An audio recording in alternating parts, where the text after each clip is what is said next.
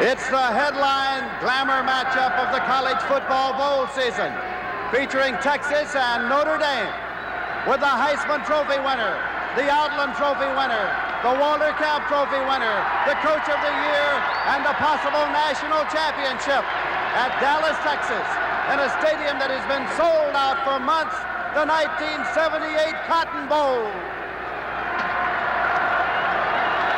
And now let's meet the starting lineups for the Fighting Irish of Notre Dame. The left tackle, number 73, Tim Foley.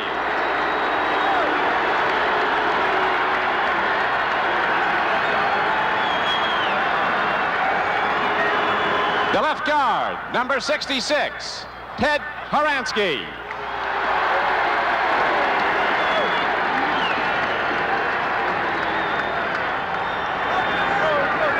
At center, number 56, Dave Hoffman.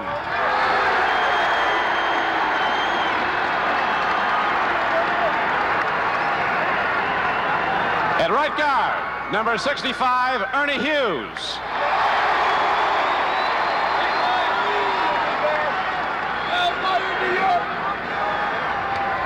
At right tackle, number 71, Steve McDaniels.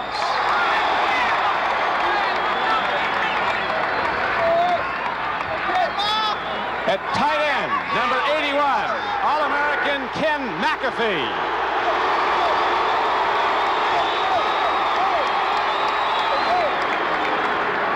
The split end, number 82, Chris Haynes.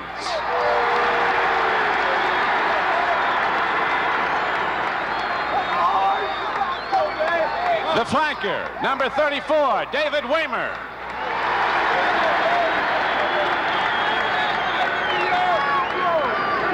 At running back, number 32, Vegas Ferguson.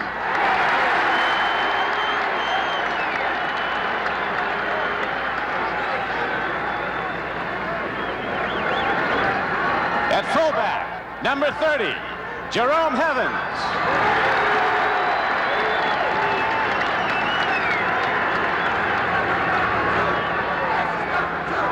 At quarterback, number 3, Joe Montana.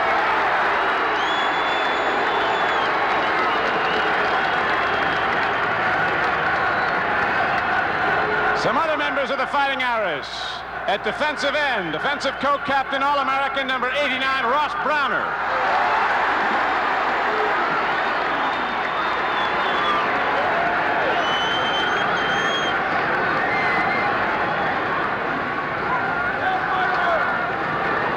The other defensive co-captain, defensive end number 94, Willie Fry.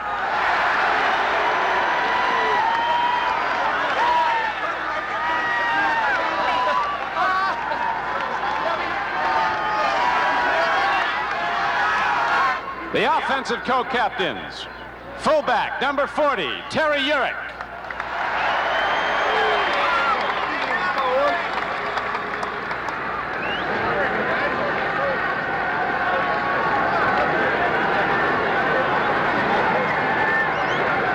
The other offensive co-captain, number 14, Steve Orsini.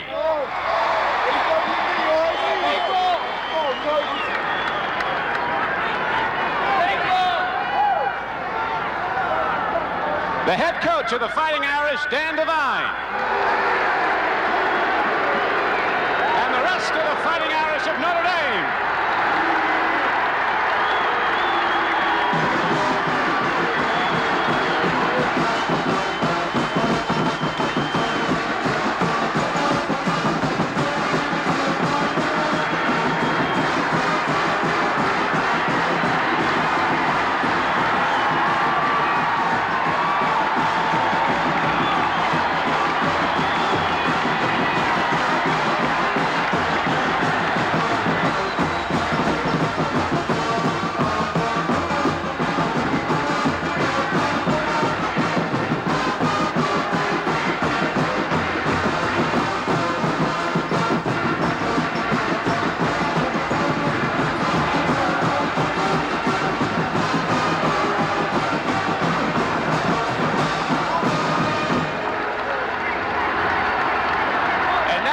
let's meet the offensive unit of the Longhorns of Texas. The left tackle, number 79, George James.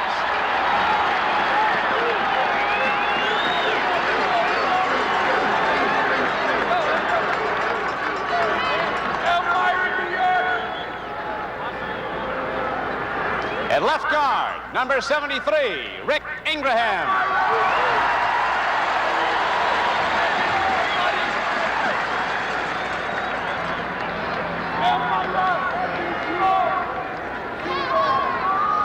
At center, number 58, Wes Hubert.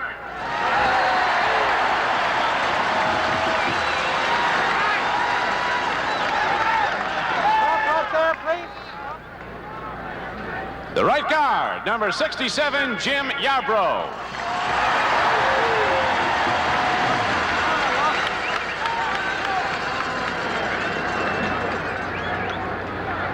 The right tackle, number 74, David Studdard.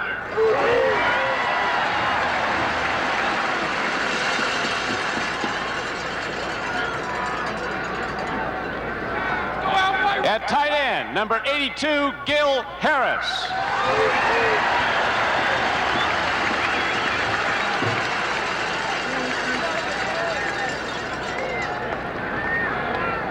The split end, number 2, Alfred Jackson.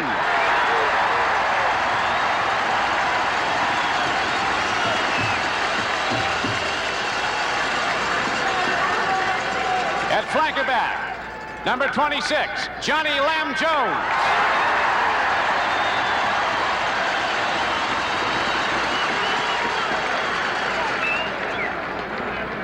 At running back, number 25, Johnny Ham Jones.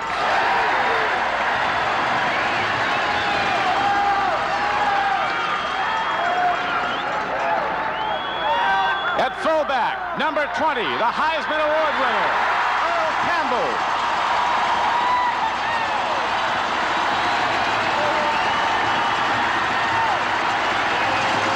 The quarterback, number 6, Randy McEachin.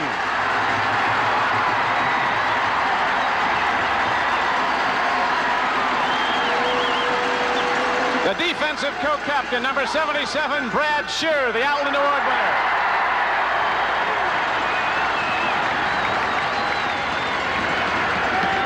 Defensive co-captain, linebacker, number 38, Morgan Copeland.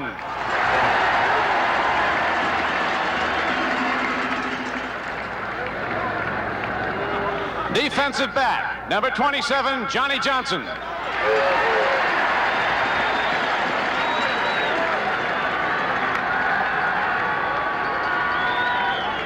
The kicker for the Longhorns, number 15, Russell Erxleben.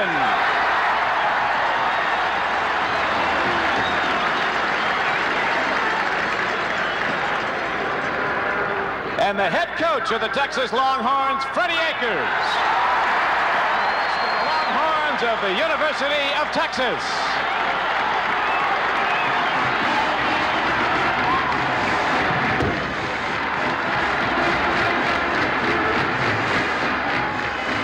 From the Cotton Bowl in Dallas, Texas, CBS Sports presents the 1978 Cotton Bowl, sponsored by Buick and its dealers, who invite you to see the new Buicks during their holiday get-together. The Kemper Insurance Companies and the independent agents who represent us. We're riding hard to serve you better. Anheuser-Busch St. Louis, brewers of world-renowned Budweiser. Anytime's the right time to say Budweiser. And by General Motors, people building transportation to serve people.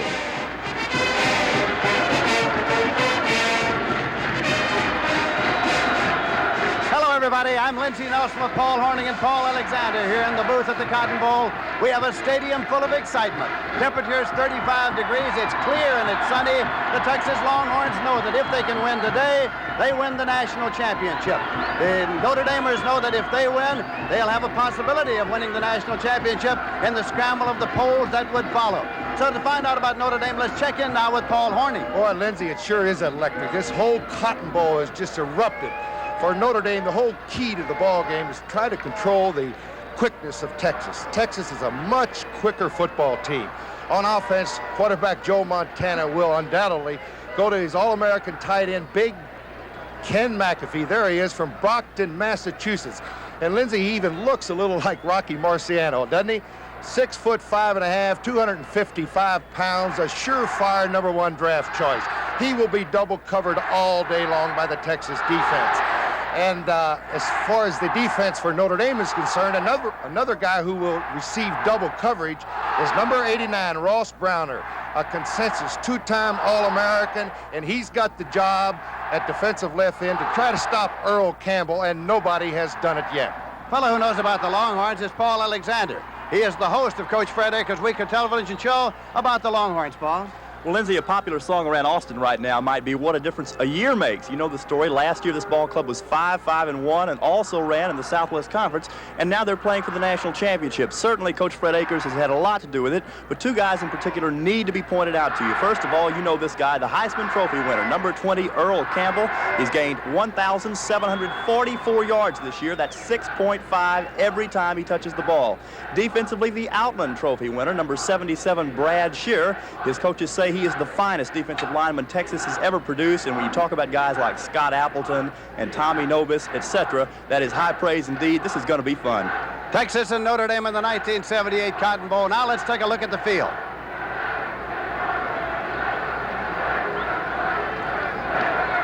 Following the custom of the Southwest Conference, the Cotton Bowl Classic will be opened by a prayer, followed by the national anthem, sung by the Crusader Choir from the Highland Park Presbyterian Church of Dallas, Roger McMurrin, director.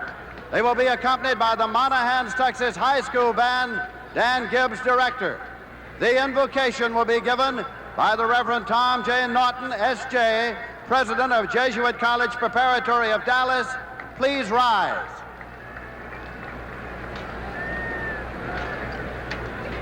Let us pray.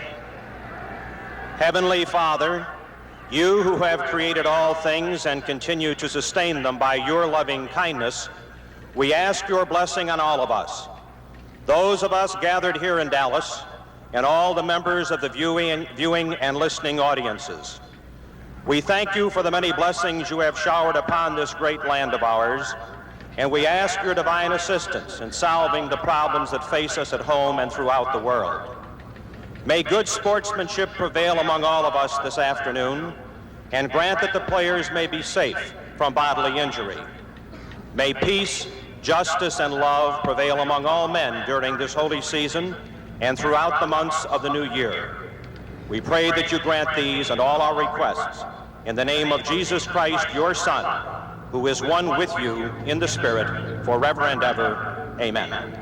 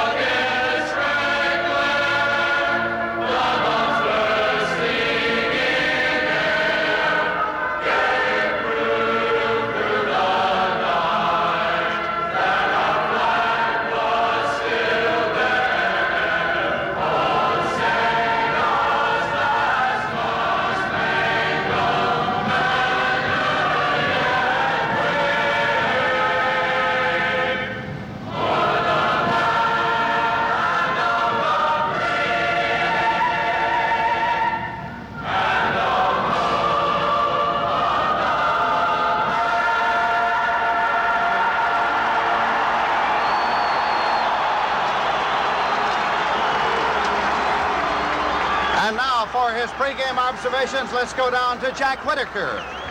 Thank you, Lindsey. Yesterday we saw professional football in their championship games, and we saw them do it with the expertise to which we're accustomed because they're the very best in the world at what they do. Today we're going to see the very talented amateurs of football in what might be a truly championship game. You're going to hear the difference between yesterday and today in the color, the excitement, the intensity, and the noise. There's going to be an awful lot of Go Irish and hook 'em horns, and Eyes of Texas are upon you, and shake down the thunder from the sky. Both clubs, of course, think they can win. The Irish have been penned up in a motel in Dallas since the 23rd of December. They're mean and ornery and ready to tear everybody apart. Texas supporters love to point out the fact that Pope Paul this Christmas was seen giving his Christmas blessing in the following manner. At any rate, we expect a very exciting and wonderful football game here today, at the end of which we could have a true national collegiate champion. Unless, of course, Notre Dame wins, in which case they'll give the title to Ole Miss. All right, Jack Whitaker. The captains are at the center of the field. Vance Carlson will be the referee. The captains are Earl Campbell, Gentlemen, George first James. of all, I'd like Let's to tell listen you to that Vance our Carlson. Brigade Officials Association to work this Cotton Ball Game Classic of 1978. I want to introduce my fellow officials. This is the back judge, Artie Paul. Kent Houck, who's your line judge. Phil Leonard, who's your umpire. Bill Blackburn, the linesman. And John Schroeder, who's the field judge. Okay, we'll allow Notre Dame, the visiting team, and as I have it here, coach has requested that Captain Browner call the toss. Is that right? Want it understood, if I drop it, I'll throw it up again. This being heads and this being tails. All right, call it in the air, please. I already called tails. Did you understand that, Texas? And it's heads. You may kick or receive or defend either goal. It's heads. It's heads. I'm sorry, tails. I'm sorry. Okay. All right, you'll receive. Okay. Okay, round this way. I'm sorry about that, men. All right. Texas wins the toss.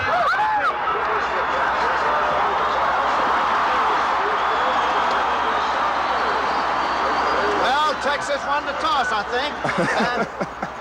And Notre Dame will kick off. Texas will receive. There are the officials. They are from the Big 8 Conference.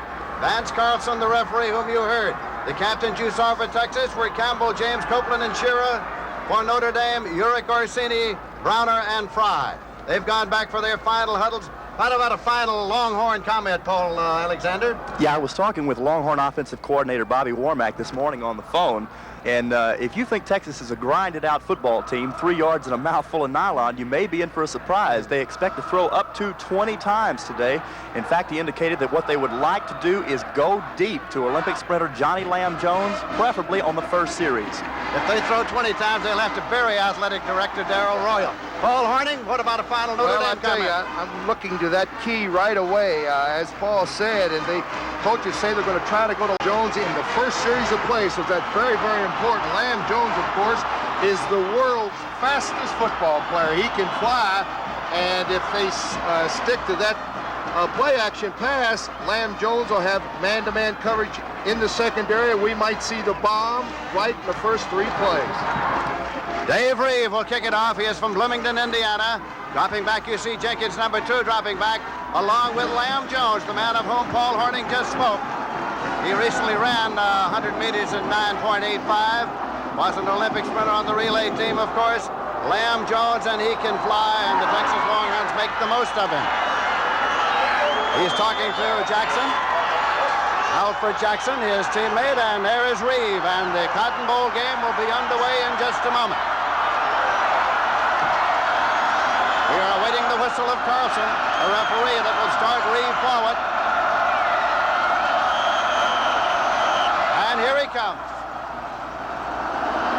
The ball is in the air.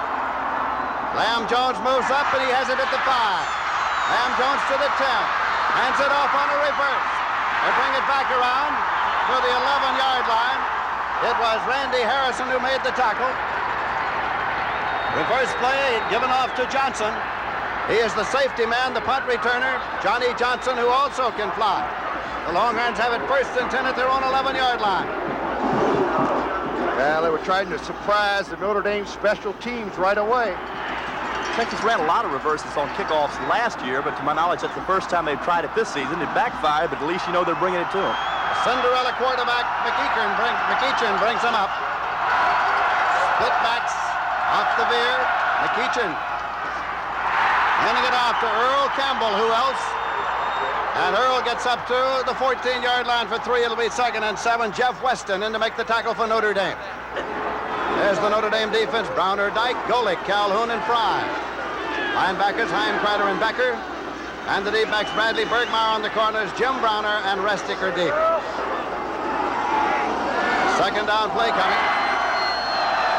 Texas will both run the veer and the I formation with Campbell being the deep back. They're in the I formation now. This is Campbell. Got just about to the 15-yard line, and that was all. Bob Golick was in there to make the tackle. Lindsey, Texas may have to open it up. There is a little bit of a physical mismatch up front. Notre Dame much bigger than Texas, so maybe pounding away is not going to get it. Well, I mentioned at the top of the show, Paul, that Texas is quicker, no question about that. Now, the average offensive line for Texas averages about 232, and the average defense for the Irish will go about 245. 3rd down and 5 yards to go for Texas. And McEachern throws, and it is complete to his tight end. It was taken by Gil Harris. Gil Harris took it to tight end. Across the 35. Here it is, play action off the veer.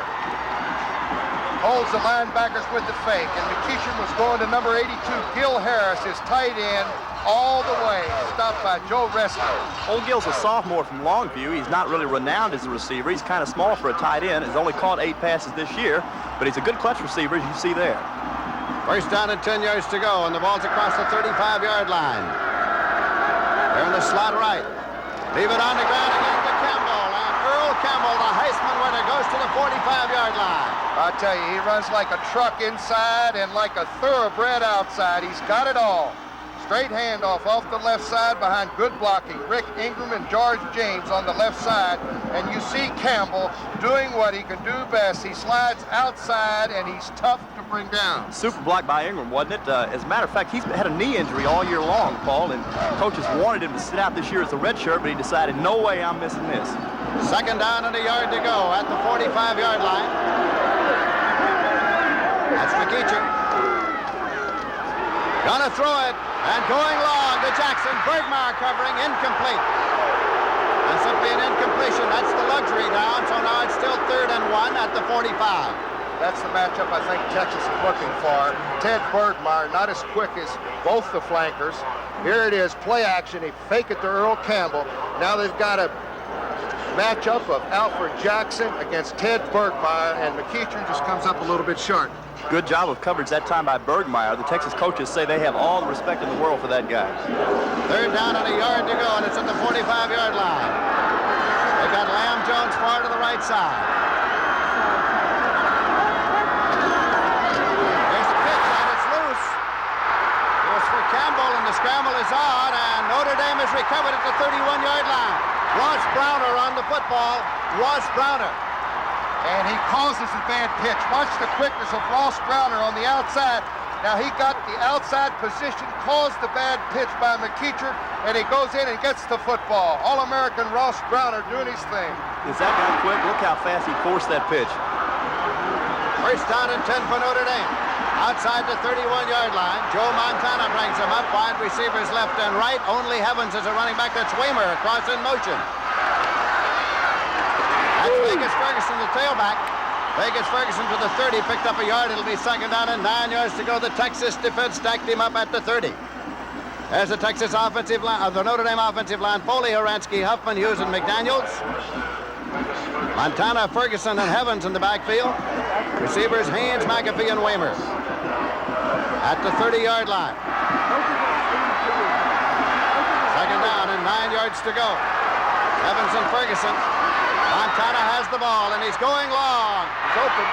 Incomplete down the left sideline. Oh, he was there. They were trying to cover him one-on-one with Derek Hatchett. Derek's got 9.4 speed himself, but had a step. Doman, the intended receiver. That's what I was going to say, Lindsey. Tom Doman. There's your defensive line for Texas, and it's a good one. Very, very quick. Bones, Shearer, McMichael, and Campbell. Tim Campbell's the brother of Earl Campbell. Copeland, Martinoni, and Sunline are the linebackers. Hatchett, Blackwood, Johnson, Churchman are the deep men. Montana dropping back. Incomplete. He was trying to hit Haynes on a crossing pattern. It was in and out of the hands of Johnny Johnson. That will bring on the punting unit now for Notre Dame.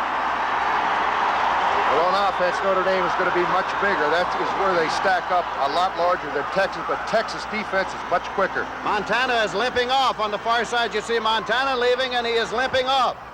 The quarterback, Dave Reeve, the field goal man, is in. It is not the punting unit. It is Dave Reeve. His longest was 51 yards during the season. This will be a 47-yard attempt, and now we're going to get a timeout. We're getting a timeout, Notre Dame. So the Irish are spending a timeout here in the first quarter. I think they want to talk it over, Lindsey, whether they want to go for the field goal. Dave Reeve is out there. You said as long as it's been 51 yards, he's got the wind at his back. And Montana is getting attention. There is no score. We're in the first quarter with 11 minutes, 41 seconds left to play. It was Montana's right knee. He's talking to Joe Eunice, who is from Dallas, Montana. And now it's going to be a 47-yard field goal attempt for Dave Reeve with Bestick holding, and this one is up, and it is good. 47-yard field goal for Dave Reeve. Notre Dame has taken a 3-0 lead with 11 minutes, 35 seconds left to play in the first quarter. Well, it looked like it was going to be just a little bit short, but it just creeped over the crossbar. He had a 12-mile-per-hour wind at his back. He didn't give back a lot of change on that one, did he?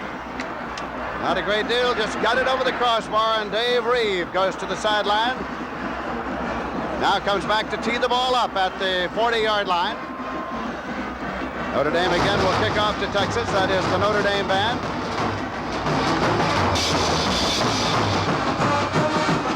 We have all the hoopla, all the glamour, all the excitement of college football here at the Cotton Bowl on a beautiful afternoon. This game has been sold out since what? Since October. Since late October, the Cotton Bowl has been a sellout. Jackson has dropped back with Lamb Jones to receive it once again for Texas. Dave Reeve will put it up. And it's end over end. Lamb Jones, 2 yards deep in the end zone, will not run it out. It's a touchback, 1st and 10 at the 20-yard line. Well, of course, Super Bowl 12 will be coming up on Sunday, January 15th, and it's on CBS. What a matchup, Lindsey. The Denver Broncos, a Cinderella team of professional football. What a job Red Miller has done against the very great football team, the Dallas Cowboys. Can Craig Martin come back and haunt his old teammates? And, of course, the game will be on at 6 p.m. Eastern Time, preceded by an hour-and-a-half version of the NFL Today, all on CBS on January 15th. Now, Texas has the ball. Earl Campbell has carried 3 times for 14 yards, 1st and 10 at the 20-yard line. McEachin is the quarterback. And it is Jones, Ham Jones carrying. Ham Jones to the 50. Ham Jones goes out of bounds at the 40-yard line. 1st and 10. Ed Bergmeyer ran him out. The quickness of Texas, Paulie. Super run by Johnny Ham Jones. He's less publicized at Texas 2 running backs, but this guy is good. He's a junior. He's been hurt his first 2 years. But watch how quick he gets in that hole and out again. He's averaged 5.3 yards a carry this year, and there you see why. He has got great speed once he breaks into the secondary, and there he gets a little help from his brother Alfred Jackson downfield blocking for him. Also got some help right at that safety point from Lamb Jones, who sprung him 40 yards. 1st and 10 at the 40-yard line. Texas in Notre Dame territory. McEachin, the quarterback, there running it out of an I formation. That's Campbell, the All-American Heisman Trophy winner. Picked up 2 to the 38 before Jeff Weston made the tackle. Perhaps you wonder why they call one of the Johnny Jones Ham Jones and one Lamb Jones. It is, of course, to distinguish them, but they got that out of the names of their hometowns. Johnny Ham is from Hamlin, and Johnny Lamb is from Lampasas. So it's Johnny Lamb Jones and Johnny Ham Jones, and how do you like that? 2nd down and 8 yards to go. Those guys are quite a pair off the field. They run around together, and they get a lot of mileage out of that Ham brothers, or rather, Jones brothers stuff. McEachin brings him up now. He's the man who came in after 2 quarterbacks were injured in the Oklahoma game. Campbell, Earl Campbell to the 32-yard line. Ross Browner came to make the tackle. It'll be 3rd and 2 at the 32. The best running back in Texas history. Darrell Royal told me when this kid was a freshman that he was the best he had at that time. He loves contact big. How big is he? They say he's 220. He's bigger than that. He's closer to 230 right now. He lost some weight at the beginning of the season. As many of you know, he missed almost half of last season because of some recurring leg problems. The team physicians determined that it might be that he was overweight, so he dropped a little weight this year, but he's still at 230. He picked up a few on the banquet circuit. That's how by playing there this time to Johnny Ham-Jones, trying to pick up the first down. Now, it looks as though he did from here. They'll get him unstacked. Ken Dyke made the stop, and then they'll take a long look and give us the word. It's a 1st and 10 for Texas at the 29-yard line. I'm kind of surprised, Paul. We haven't seen Texas run the counter option yet, and that's just a big part of their offense. It's always a big part, and I think it'll probably be even a bigger part today. They think that because Notre Dame plays such a reaction-type defense, they can get them going one direction and then bring the counter back to the other side. Out of the I formation, 1st and 10 at the 29. That's Earl Campbell. Moved it to the 27 for 2. It'll be 2nd down and 8 yards to go. Bob Golick in to make the tackle. He's an All-American middle guard. 6'3", 244-pounder from Willowick, Ohio. Well, they're Irish ranked 3rd in the nation this year against the rush on defense. They only let the offense average about 90 yards a game rushing. So they've been very good against the rush, but they're going to have their hands full today. You're not about to push that Notre Dame defensive line around, though. They're just too big and talented. 2nd down and 8 as they run out of the split back veer here. And Jones again. Ham-Jones to the 20-yard line. Becker along with Joe Restick in to make the stop. It'll be 3rd and 1. End zone shot here, and I think Notre Dame's defense is really keying number 20. That might open it up inside for this play right here. Johnny Ham-Jones, you see Browner out of the picture. He went with number 20, and that created the hole inside. Well, Ham's already got as many carries in the first quarter as he normally gets in an entire game. 51 yards and 3 carries for Ham-Jones. 3rd and 1, and this is Earl Campbell for a 1st and 10. 1st and 10 for Texas, just outside the Notre Dame 16-yard line. And Steve Handkreiter made the tackle for Notre Dame. Texas offensive line beginning to assert itself a little bit now. They're not the biggest guys in the world up front, but there's some kind of quick, and there is some experience there. Texas Longhorns are driving. Notre Dame's leading by 3 points. We have 8 minutes, 22 seconds left in the first quarter. Earl Campbell rushed for 1,744 yards. He led the nation in rushing. He led the nation in scoring. He led the Longhorns through an undefeated season. He won the Heisman Trophy. Number 20, Earl Campbell. All world. He's got it again. Got just to the 13-yard line. Picked up about 3 on the play, which would make it 2nd and 7. Doug Becker, along with Willie Fry, made the stop. Texas Longhorns are in the Cotton Bowl for the 16th time. Under Darrell Royal, who coached them for 20 years, they won 3 national championships, won the Southwest Conference title 11 times. Darrell Royal retired at the end of last season, is here today as the Director of Athletics for the University of Texas. They are sending Jackson far to the right side, number 2. They are sending Jones far to the left side, that's Lamb Jones. McEachin decides to run it, and he has dropped the 14-yard line. It was Willie Fry who got to him. And Paul, look at what they were trying to do, just what we were talking about. Just hang it up to the corner and let Lamb Jones run to it, but Notre Dame wouldn't buy it. And McEachin, I think, made a good move back there. They had Lamb Jones double covered. Everybody was covered. He tried to pick it up on the ground. 3rd down and 8 yards to go. They lost 2 yardage back to the 14-yard line. This time they are sending Mike Lockett far to the right side. He and Johnny Lamb Jones have been alternating. Harris is the tight end. And he is being sacked back at the 25-yard line by Jim Browner, the strong safety. Jim Browner got to him, number 33. He's the brother of Ross Browner. Notre Dame's defense would not go for the fake here. Passing situation. Here comes the safety blitz.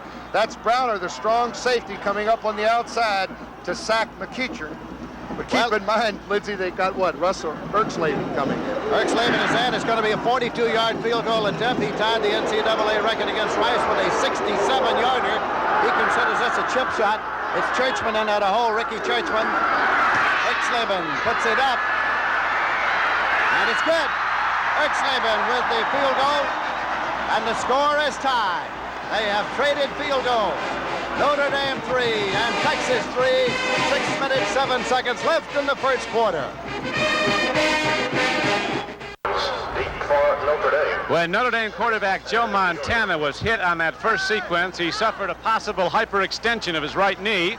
He will come back in to quarterback the Irish on this next series of downs, but Notre Dame is warming up. It's backup quarterback Rusty Lidge. Now let's go back up to Lindsay. All right, Don Cricky, it'll be Russell Erxleben who just kicked the field goal kicking off, and Notre Dame has dropped back deep. Steve Schmitz, along with Terry Urick, to receive it. Erxleben, a fabulous character. He is an extrovert of sorts. He says that his quickness in getting the ball off can be attributed to coaching from his older sister. He kicks a knuckleball downfield, and it is Urick off his chest. Urick picks it up to the 13, to the 15, to the 20, and he is stopped at the 23-yard line. It is Farmer downfield to make the tackle, so it is 1st and 10, Notre Dame at the 23. Return of 11 yards for Urick, and Joe Montana does come out to quarterback the Irish. During the season in forward passing, he was 99 for 180, 52.4%, 11 touchdowns and 8 interceptions. 11 plays on the drive, 80 yards. They kept the ball 5-18. Vegas Ferguson is carrying the football, and he gets to the 25 for 2. It'll be 2nd and 8. Got a good pop by that linebacker, Morgan Copeland, left linebacker for Texas. 6 foot, 205 pounds, and he'll stick you. He's a scholar athlete, and he's from Houston, Texas. He was recognized with the National Football Foundation and Hall of Fame in December in New York. 5 minutes, 40 seconds remaining to be played in the first quarter, and we're in a 3-3 tie. They've got Heavens in front of Vegas Ferguson in an I formation. Notre Dame ran out of the I for most of the year, went to it for the Army game, and stayed in it. Tom Doman is in motion across. Rolling is Montana, looking, throws upfield, and it's incomplete. He was trying to find his big tight end, I think. It was crossing. Haynes had gone deep, and Churchman was covering. McAfee, an All-American candidate who won the Walter Camp Trophy. Texas in man coverage in the secondary. They've got a lot of confidence in the athletic ability of the 4 guys they got back there. So it is 3rd down and 8 yards to go as Texas deploys the defense. Notre Dame alternates the wing backs. They've got Dave Waymer out in the wide left now. Dropping back. Montana throw it.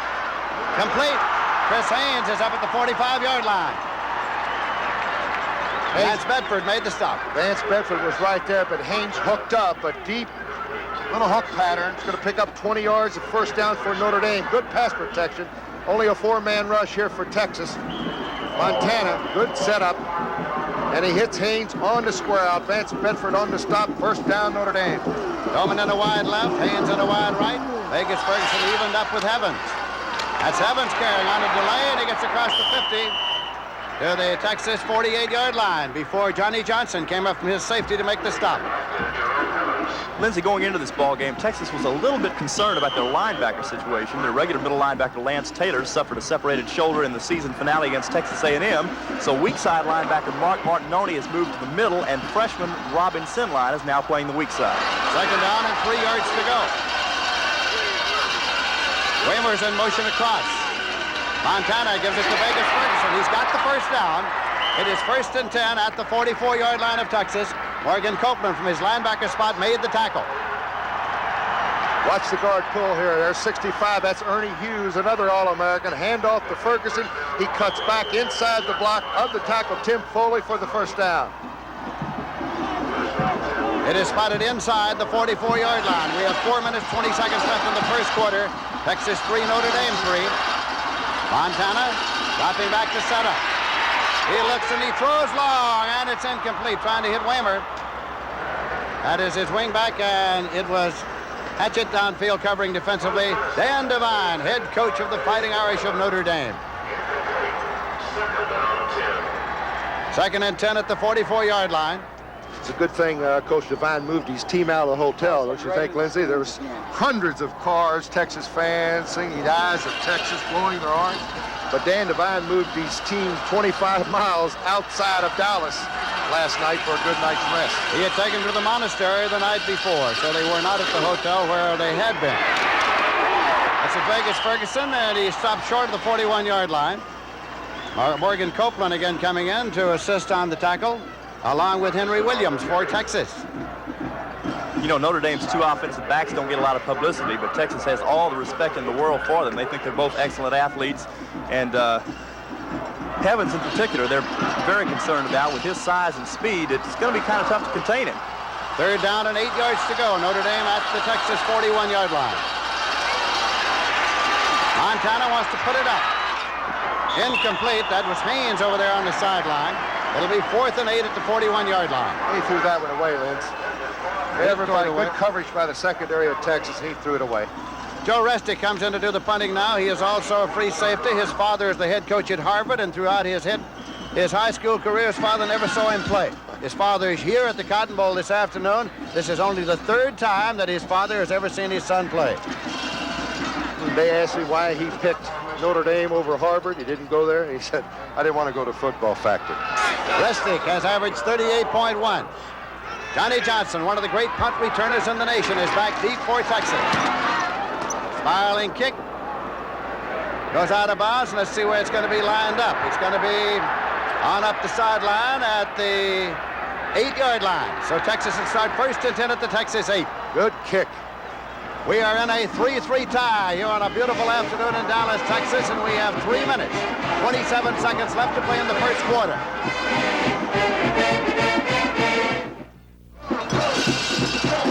It's the Texas band, and what they're saying is, go, Horns, go. And the Horns have the ball at their own 8-yard line. Campbell's carried 8 times for 32 yards. Ham Jones 3 times for 51 yards. McEachern is the quarterback. Gives it to Earl Campbell, his Heisman Trophy winning running back, who moves it up to the 14-yard line. Picked up 6 on the play. It'll be 2nd down and 4 yards to go. Ken Dyke from Maryville, Indiana, made the tackle for Notre Dame. Paul, they use a lot of straight handoffs in their attack with Campbell, don't they? Easy to understand. Easy to understand. When you got a guy that's that big and that fast, he can just cut off the block and take it to him. Paul Alexander is here in our booth today. He is the sports director of our CBS affiliate in Austin. He does the coaches show with Fred Akers throughout the season. Paul Horning here with us as well, and there is Earl Campbell carrying. He moves up to the 20-yard line to pick up the 1st and 10 for the Longhorns of Texas. You'll notice that Texas will run a lot of the time back to the left side. The reason being they have 2 very experienced offensive linemen on that side, tackle George James and guard Rick Ingram, both of whom are seniors. In Cotton Bowl history, the host team has won 20 games. The visiting team has won 17 games. There have been 4 ties. Texas sends Jackson to the left side. Jones to the right side. That's Johnny Lamb.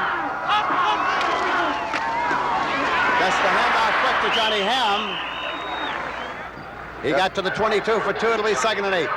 They got burned a couple times with that little handoff to Ham Jones, and the Notre Dame defense on the left side played that a little tighter. Notre Dame with a record of 10-1. They lost to Ole Miss early in the season. Let's go defense! Let's go defense! Notre Dame cheerleaders. Let's go defense! When Paul Horning was in school, they didn't have female cheerleaders. If they did, they were from St. Mary's across the road. I'd have still been there. They would have been in trouble. 2nd down and 8 yards to go. Rockets in motion across for Texas.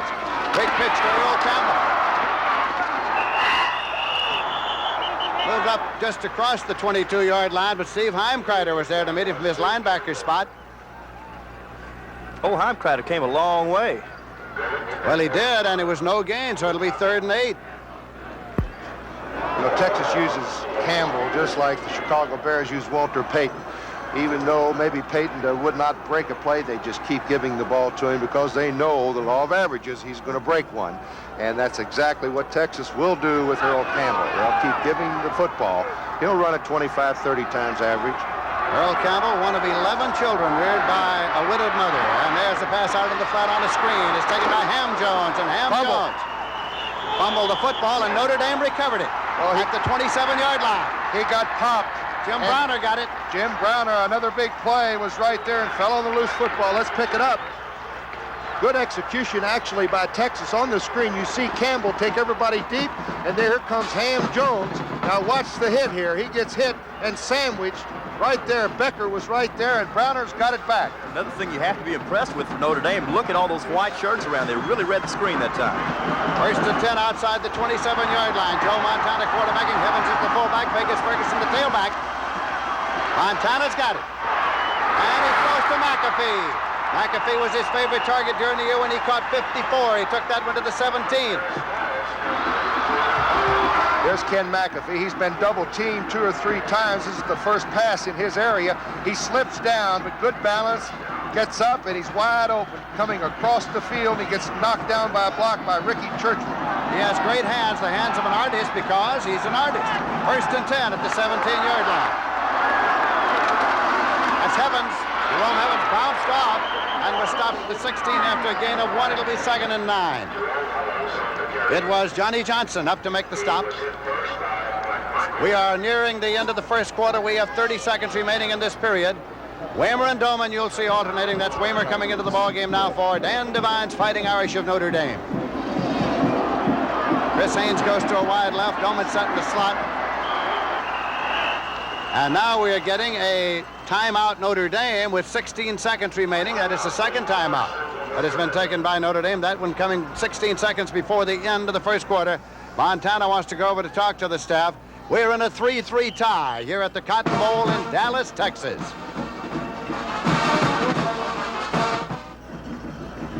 This is Lindsey Nelson with Paul Horning, Paul Alexander, Don Crickey, Jack Whitaker at the Cotton Bowl in Dallas, Texas. We're in a 3-3 tie. Second down, 9 yards to go for the Fighting Irish of Notre Dame at the Texas 16-yard line. Montana is 2 for 7, 31 yards in the air. Ferguson and Evans are the setbacks for the Fighting Irish. Waymer's in motion across. This is Evans to the outside. Evans with speed is at the 10. Dives up to the 6-yard line. Got in advance of the sticks. It'll be a 1st and goal at the 6-yard line. Churchman made the stop. Good blocking on the outside. Man in motion left. Watch Ferguson sealing off to the inside, and Evans does the rest. He gets outside. They needed about 8 for the first down. He got it easy. Stopped by Churchman. Texas middle linebacker Mark Martinoli really cut off that time, and that's something that had been a source of concern to the Longhorns. He's not very experienced in the middle. He's normally an outside linebacker, as we said earlier. Now time has run out in the period. Time has run out in the period. And so that is the end of the first quarter here at the 1978 Cotton Bowl game in Dallas. And the score is tied, Notre Dame 3 and Texas 3.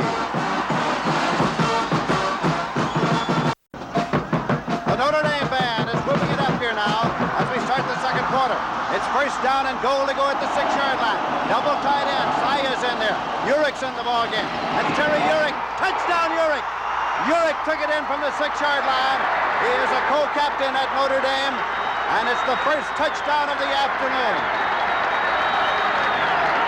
Great blocking off the left side. They pull the guard. It's a cross block on the outside. They caught Dwight Jefferson on the outside, and Urick goes in, just barely brushed. Texas free safety Johnny Johnson was just wiped out on the play. He had no chance. So now Dave Reeve is in to attempt the conversion. Dave Reeve from Bloomington, Indiana. During the year, he was 39 for 44. And the extra point department, Resnick puts it down, it's booted up, and it's good. And so, as they come back up the field, the score is Notre Dame 10, Texas 3. We are early in the second quarter, 14 minutes, 56 seconds left.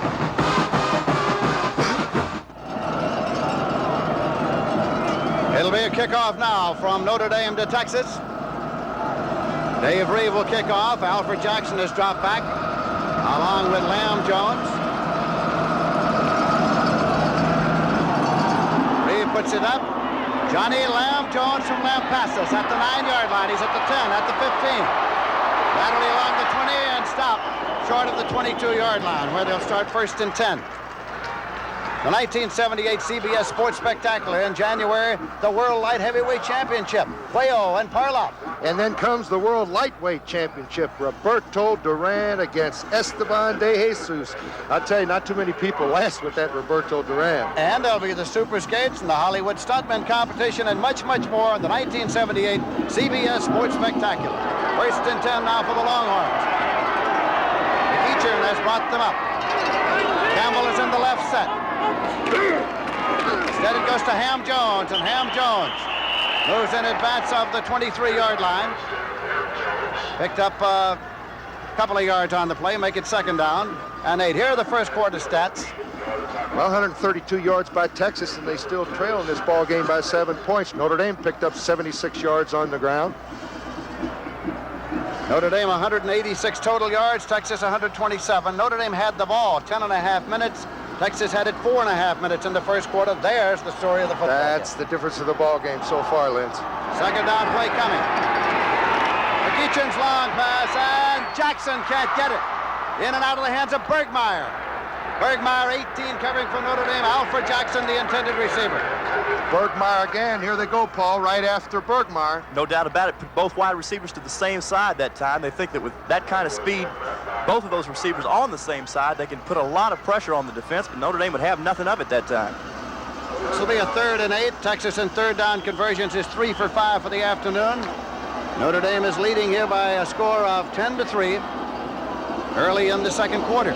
They're sending Lockett to a wide left. They're bringing Jackson to a wide right. Campbell is in the left set. McEachin is dropping back. And it's Jackson. Jackson pulls it in at the 37-yard line. 1st and 10 for Texas. Luther Bradley, the All-American cornerback, made the tackle for Notre Dame. Let's take a look at it again. Alfred Jackson coming across the middle, which is something Texas fans love to see, because last year after he suffered some broken ribs, Alfred admittedly was a little bit hesitant to come across the middle. He didn't like getting hurt, but look at him give himself up there. He didn't care anything to get the ball. And he got hurt. I was going to say, Lindsey, he didn't hear the footsteps there. Texas players hurt. That is Jackson, who is down and getting attention at the 37-yard line, where it is a 1st down for the Texas Longhorns. McEachin is 3 for 5 in the air for 36 yards so far this afternoon. So Texas is trailing by 7 as you see Dan Devine along the sideline.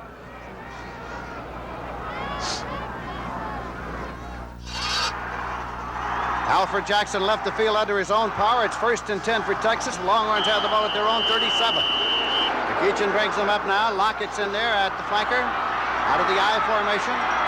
Ham Jones ahead of Earl Campbell. Earl Campbell powers up near the 40-yard line. Ken Dyke in to make the tackle. Picked up about 3 on the play to make it 2nd down and 7. 2 of the greatest Cotton Bowl games ever played were played between these two teams in 1970. Texas, making a bid for the national championship, came in to play Notre Dame. Texas won it in the closing moments and won the national championship. The next year, they brought a 30-game winning streak into this Cotton Bowl, 1971. That day, Notre Dame won. So they are 1-1 in the Cotton Bowl. This is the rubber game here this afternoon. 2nd down and 7 yards to go. McEachin has the ball. He fumbles the ball, and Notre Dame recovers. Another turnover, and it is Willie Fry on the ball. It is at the 35-yard line. Fry got the football, but watch 89, Ross Browner. He makes McEachin step up into the pocket. He beats the block, a complete mismatch with Ham Jones. Then McEachin loses the football, and Willie Fry was right there. I think that was 79, Ken Dyke, who really caused the fumble. That's him, 79.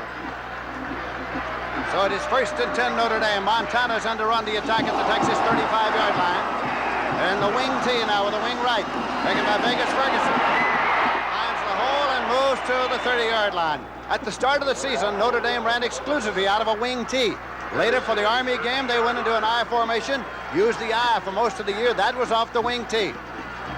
Very frequently, you'll see an orange blur coming out of the Texas secondary. What that is, it's a Ricky Churchman, who's just about as crazy a defensive back as you'd ever want to see. Patterns himself after another guy here in Dallas, Cliff Harris. 2nd down and 5 yards to go. Montana. And it is complete. Taken by his big All-American tight end, McAfee. Outside the 21, Ricky Churchman upset him. And you'll see why Ken McAfee is going to be a #1 draft choice in the pros. A great pair of hands. Play action to the right. They got McAfee isolated over here with #8 Ricky Churchman. He just goes up and makes a great catch.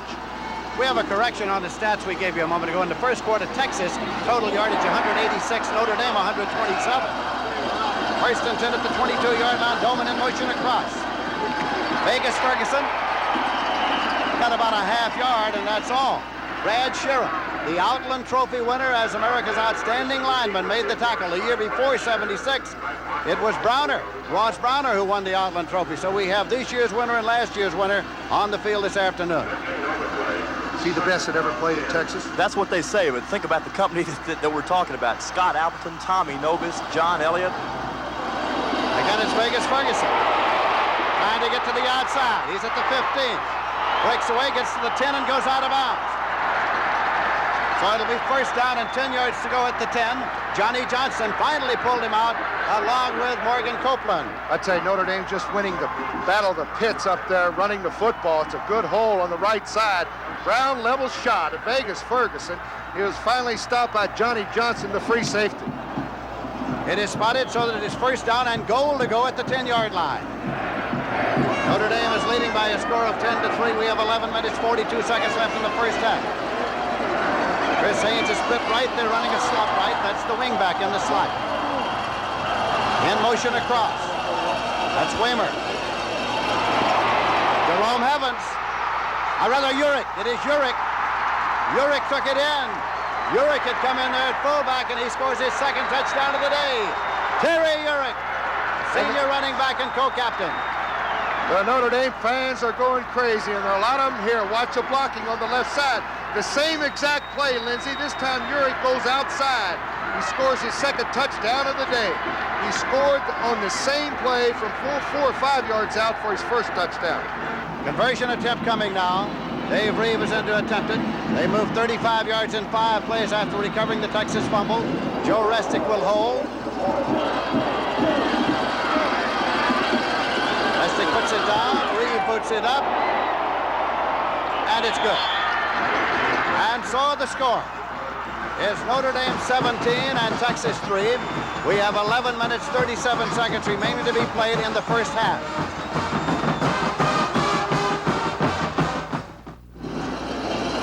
Johnny Lamb Jones back to receive the kickoff. He's known as the world's fastest football player because he was on the United States Olympic gold medal relay team, and the other 3 don't play football. It is Dave Reeve to kick it off for Notre Dame. Ball is in the air. Jackson got it at the 8-yard line. He's at the 15-20 and now pulled out. He's tried to circle back at the 19. Johnson downfield. The premiere of Challenge of the Sexes returning to Sunday, January 8th at 1 p.m. Eastern Time on CBS. That's the exciting man versus woman. Anything you can do, I can do better format. And it's Virginia Wade, the reigning Wimbledon champion, against Vitas Gerulaitis, one of the best tennis players in the world. And a water ski, trick jump, and a motorcycle jump off. And don't forget the NBA. Sunday, January 8th, 1:45 p.m. Eastern Time. The NBA on CBS. First and 10 for the Texas Longhorns. McEachern is the quarterback. Campbell's got the football. Earl Campbell out to the 22-yard line. He picked up 3 on the play. It'll be 2nd and 7 at the 22. Ken Dyke made the tackle for Notre Dame. Lindsey and Paul, we ought to point out at this stage that this is certainly not the first time this season Texas has been behind. They were behind against A&M, against Houston, even against SMU back here in the Cotton Bowl last October, so they're not about to panic. Admittedly, they have not been 14 down before, but you won't see them deviate from their game plan too much. 2nd down and 7 yards to go at the 22.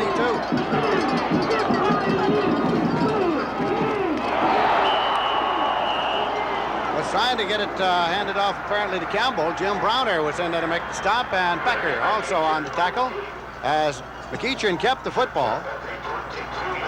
And there is no gain on the play. 3rd and 7 at the 22-yard line. This is the 3rd time this year that Texas has played in this stadium. The Texas OU game has always played here. They defeated Oklahoma here. First time they beat Oklahoma in 6 years. They played SMU here. This is their 3rd time in. Almost like a home game. I think they're going to have to go outside a little bit more, Lindsey. They're going to have to start using that counter option and try to get Campbell to the outside. Kitchen, and he is sacked. Kitchen dropped back there near the 15. Ross Browner and Willie Fry, the bookends met. Well, Ross Browner had 18 sacks on the year. Just a complete domination up front right here by the Irish defense. McEachern doesn't have a shot here. Here comes Browner, and there's Fry. That'll bring on the punting unit, and that's Russell Erxleben, who averaged 45.9, and his longest was 71 yards against Oklahoma. Lindsey, he'd have won the national championship, but he didn't punt enough times to qualify for it. Standing near his goal line, Schmitz and Bergmeyer are deep. Hits across the 50, rolls out of bounds on Bergmeyer's side. No return at the 40-yard line, 1st and 10. So now, Notre Dame gets the ball in good field position. They get it 1st and 10 at their own 40. It is Notre Dame 17, Texas 3, a 45-yard punt.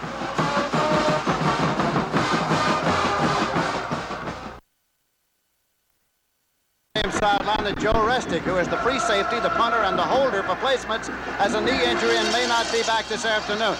Notre Dame has the ball now 1st and 10. They have it at their own 40-yard line, and Joe Montana brings them up in an I formation. Make the handoff. Montana has it. Home run. Follow it. Weimer. And it is intercepted by Texas. Taken by Hatchett. Derek Hatchett intercepted on the corner. Texas gets the ball 1st and 10. I'll tell you, this is a great turnover for Texas. In fact, this is Notre Dame's first turnover, and they went for the bomb. He had a step on the man, and Hatchett just makes a great interception. Hatchett is so quick that he can give up a step and still recover. He's probably Texas's best defender in terms of man-to-man coverage. They will always put him on the other team's best wide receiver. The receiver, Dave Weimer, was shaken up for Notre Dame, but left under his own power. You're looking at the Texas sideline now as the Longhorns have the football. Well, that turnover really didn't hurt Notre Dame as much as the turnover has hurt Texas. Texas has had 3 turnovers, and Notre Dame has converted them all into points. Randy Harrison's playing Restic's free safety now for Notre Dame. Slavin handing it off to Jones. Ham Jones moved it up to the 25-yard line. Again, at 2 yards on the play will make it 2nd down and 8 yards to go for the Longhorns of the University of Texas. You know, Lindsey, so far we haven't said anything about Texas quarterback Randy McEachern, but he's quite a story. As you probably know, he was actually the Longhorns' 3rd team quarterback going into the season, but after both Mark McBath and later John Awney both went down with leg injuries in the Oklahoma game right here in the Cotton Bowl, McEachern was pressed into service, and what a job he's done. I know what he was last year. He was a spotter for the radio announcer. It's 2nd down and 8 yards to go. Campbell is carrying to the 29-yard line. Bob Golick in to make the tackle. It'll be 3rd down and 4 yards to go.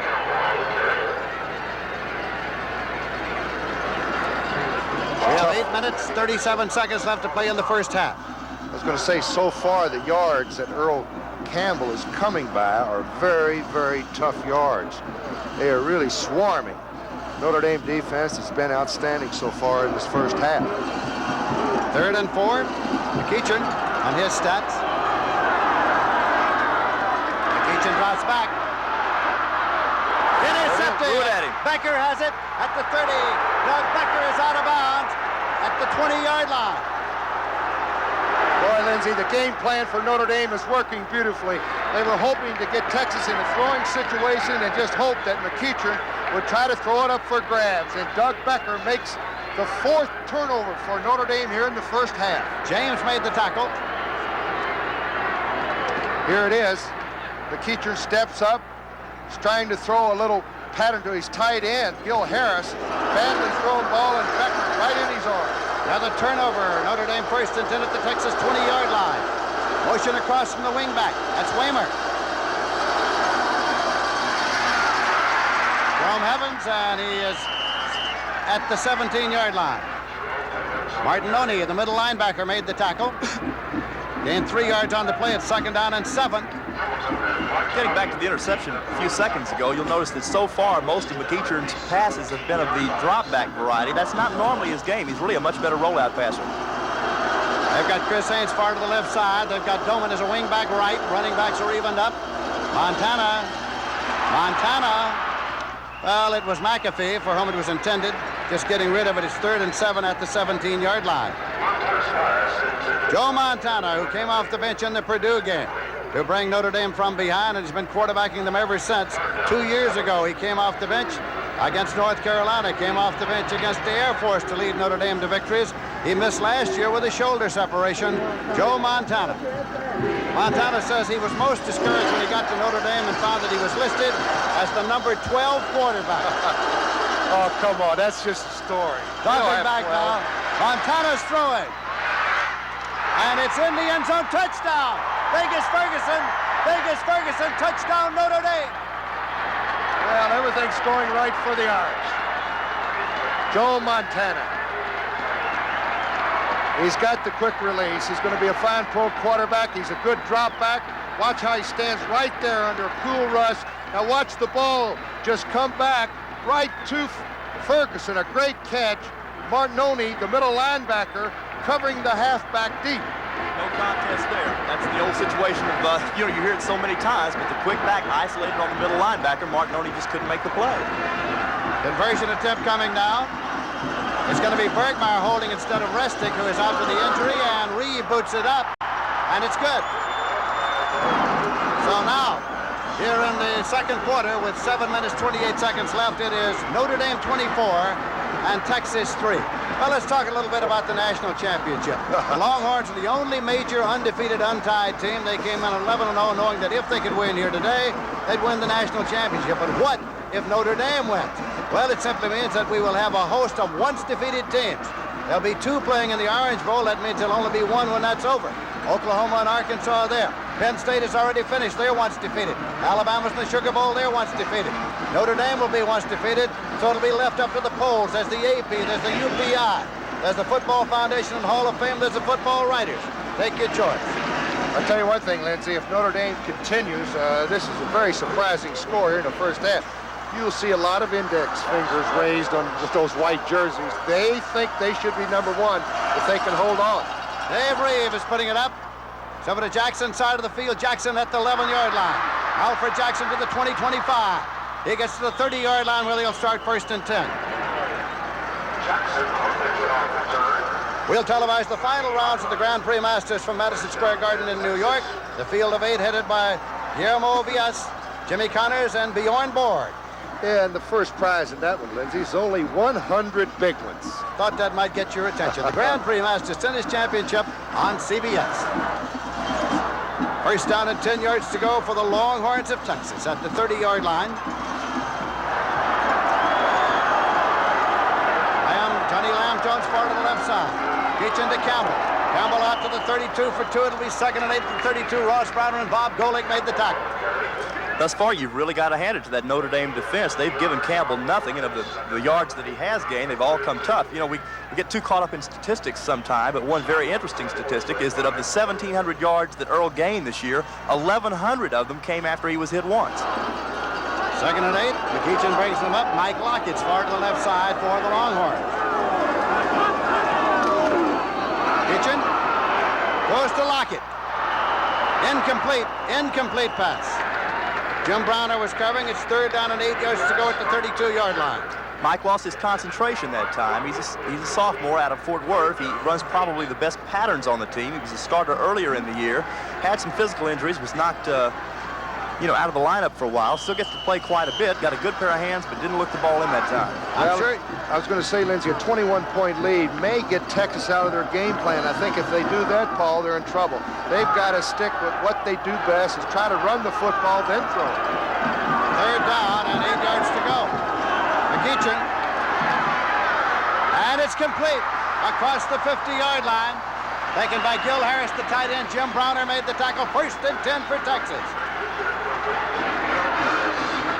Super catch by Gil Harris this time. Watch him just go forward and find the seam in between the corner and the safety. Great catch. As we said earlier, he's not known as a receiver, but you can never tell it by watching that one. I'm sure you are aware that there was a lot of emotion involved in the crowd's reaction to the announcements made of the starting lineup here today. It's been said that everybody has 2 favorite teams, Texas and the team that's playing Notre Dame.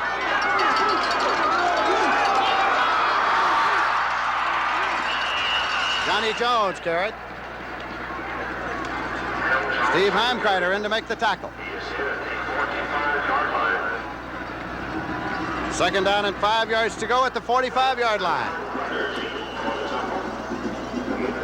That is Johnny Lamb Jones coming back onto the field now. Lockett is coming off. We have 5 minutes, 54 seconds remaining to be played in the first half. Jackson is going to the left side. Johnny Lamb Jones is coming to the right side. Ham Jones and Campbell in the I formation for McEachin. That's Campbell, and he's got running room at the 40, 35, 30. The Heisman Trophy winner down to the 27-yard line. 1st and 10 for Texas. That's the Longhorns' bread and butter. Right here. And they need to have Earl Campbell sparked this football team, Paul. This may help. Earl Campbell showing what he can do the best. He goes inside or outside. Randy Harrison came up from his safety to make the tackle. And you'll notice that was out of the I formation, and that's a formation that Texas will go to more and more the more they're in trouble. They think if they line Earl up 7 yards deep, give him that much momentum, he's kind of hard to stop. Well, he is kind of hard to stop. In the I formation once again. Earl Campbell's got the ball. Got to the 25-yard line, picked up about 2 to make it 2nd and 8 there, and Mike Calhoun came in to make the tackle for Notre Dame. Notre Dame 24, Texas 3, 5 minutes remaining to be played in the 1978 Cotton Bowl game in Dallas, Texas. Texas needs to put a touchdown on the board before the second half starts. This drive very, very important for Texas momentum, I would say, Paul. They need to put some points on the board in a hurry. This is a surprising first half. Would you believe number 1 ranked team would be behind by 21? Ronnie Mish is in a wide left now for Texas, and this is Campbell again. Up to the 22-yard line, picked up 3, it'll be 3rd and 5. Bob Golick, the middle guard, made the tackle. That's the 18th carry for Earl Campbell here in the first half. He's got about 80 yards rushing. This looks like one of those 30-carry busy afternoons for Earl. 3rd down and 5 yards to go. Here comes Lockett back into the ball game. Mish is coming out for Texas. Lockett's going to a wide left. Running backs a split. A feature to Lockett. Little low and incomplete. Now let's go down to Don Crickey. Let's go to Don Crickey.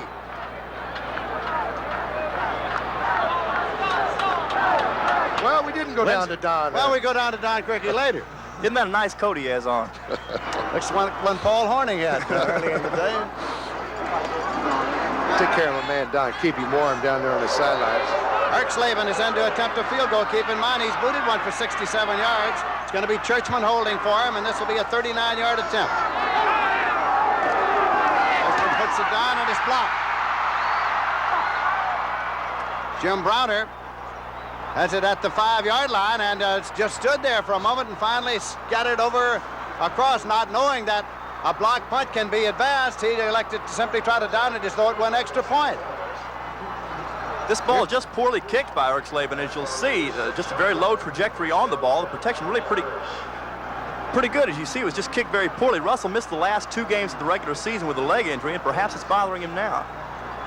And here's Jim Browner going after the football. He thinks it's a dead football, but Notre Dame has it inside their own 10 at the 6.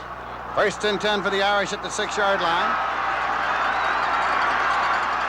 Joe Montana is still quarterbacking. This is Vegas Ferguson. Vegas Ferguson gets it up there just short of the 9-yard line. Clock is running with 3 minutes, 35 seconds left to play in the first half. Notre Dame is leading Texas 24-3. It'll be 2nd down and 7 yards to go. Martinoni, Hamilton, and therefore Texas. At least 5 number 1 draft choices in this football game. At least 5, and one pro general manager told me 7 in this game today. Running room. Taken there by Evans, and he moved it out to the 20-yard line. Just good blocking at the point of attack right there. A little cross blocking right in the middle, and they get the middle linebacker a standoff, and Evans cuts for daylight, picks up the 1st down. We invite you to stay with us during the halftime intermission. We'll have the Notre Dame band, the Texas band, the Kilgore Rangerettes, and their band. 1st and 10 at the 20-yard line. Motion across from the wingback. That's Waymer. Instead, they gave it to Evans. But the Texas defense stacked him up for no gain. Let's go down now to Don Crickey. Lindsay, I just talked with Joe Restick, the Notre Dame free safety, as you pointed out, is out of the lineup right now. It's unlikely he'll play again this afternoon. He has a contusion of his right thigh, and it's tightening up on him. He has difficulty walking, let alone running. Of course, he's a very instrumental part of Notre Dame's attack in that he is a punter, and as a position punter, young sophomore Kevin Muniu will probably come in for him. Lindsay? All right, Don. 2nd and 10 at the 20-yard line for Notre Dame. Vegas Ferguson got 2 yards to the 22, where it'll be 3rd down and 8 yards to go. Ferguson getting up slowly. Bill Acker was in to make the tackle for Texas. As you know, in college football, there is no 2-minute warning, but we have 2 minutes remaining to be played in the first half. Lindsey, you know, a minute ago we were talking about the trouble Texas was having with their linebackers. Look who's playing the middle now, Mark Hamilton, and Martinoni has been moved back to the weak side. Third down play coming. Montana popping it on and out to Chris Haynes, just across the 30-yard line. Caught him in the weak side blitz. This is Glenn Blackwood, number 37. He's giving Haynes so much room. Montana right there got off the pass after being rushed. Good pass by Montana under the circumstances. Haynes has got it very close for the first down. They got to bring the chain all the way across and measure at the sideline for the possible first down. Vance Carlson, the referee, and it's a 1st and 10 Notre Dame. And they should be able to run the clock out now for the first half. Notre Dame has broken its record for the all-time team receptions with 164. Their offense during the course of the year was pretty well divided. Just about equal to running as against passing. 1:35 left to play in the first half. Notre Dame is leading 24-3. Back off play to Evans. Evans is up to the 40. Got good speed, and he gets to the 46-yard line. Ricky Churchman made the tackle. 1st and 10 Notre Dame at their own 46. Boy, Evans makes a real good move on Glenn Blackwood, the right cornerback here. Roll out, draw. You got to stand off, and then Evans breaks to the outside. Right there, Glenn Blackwood should have made the tackle, but Evans made a good move on him. Evans now 49 yards and 7 carries, Linz. He had 994 during the season, missed being a 1,000-yard rusher by only 6. Notre Dame's had only 1,000-yard rusher. That was Al Hunter. Montana's throwing. Haynes on a comeback and incomplete. He dribbled it underneath his body. Incomplete. 2nd and 10 at the 46-yard line. They beat Glenn Blackwood again. Glenn is the brother of Lyle Blackwood of the Baltimore Colts, and Lindsey, I think if they're going to go to the air, it looks as if Glenn Blackwood is giving the Notre Dame receivers a little too much room out there. Paul, he almost has to. He doesn't really have a lot of speed, and he's not the biggest guy in the world either. What he does have is a lot of finesse, and he is a very, very tenacious athlete. Doman's going to a wide right. Chris Haynes to a wide left for Notre Dame. They're running out of an I formation. Montana retreats and has the ball. Montana's throwing to Doman, and it's incomplete out.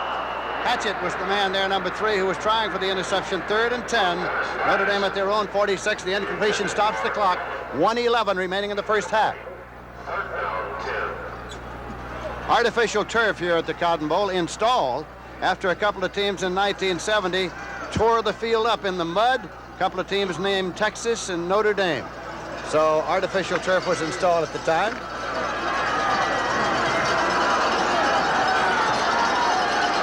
Setback now for Notre Dame. Now the draw play.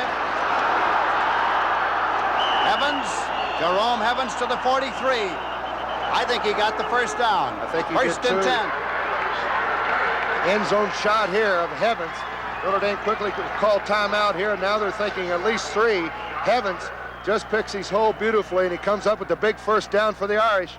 Super block by the Irish center, Dave Huffman, on middle linebacker Mark Hamilton. I hate to keep harping on this, but Texas is getting hurt in the middle. Huffman, of course, from Dallas, Texas. Dropping back is Montana throwing long, and it's Haynes, and he is across the sideline, incomplete. Keep in mind, you only have to have 1 foot in college, and Montana was right on the money. See if we could pick it up. Montana's got all the time in the world to throw the football. Great pass protection. This is Haynes. Great camera shot here. Ooh, looked like he had his foot in there, but the referee, a judgment call.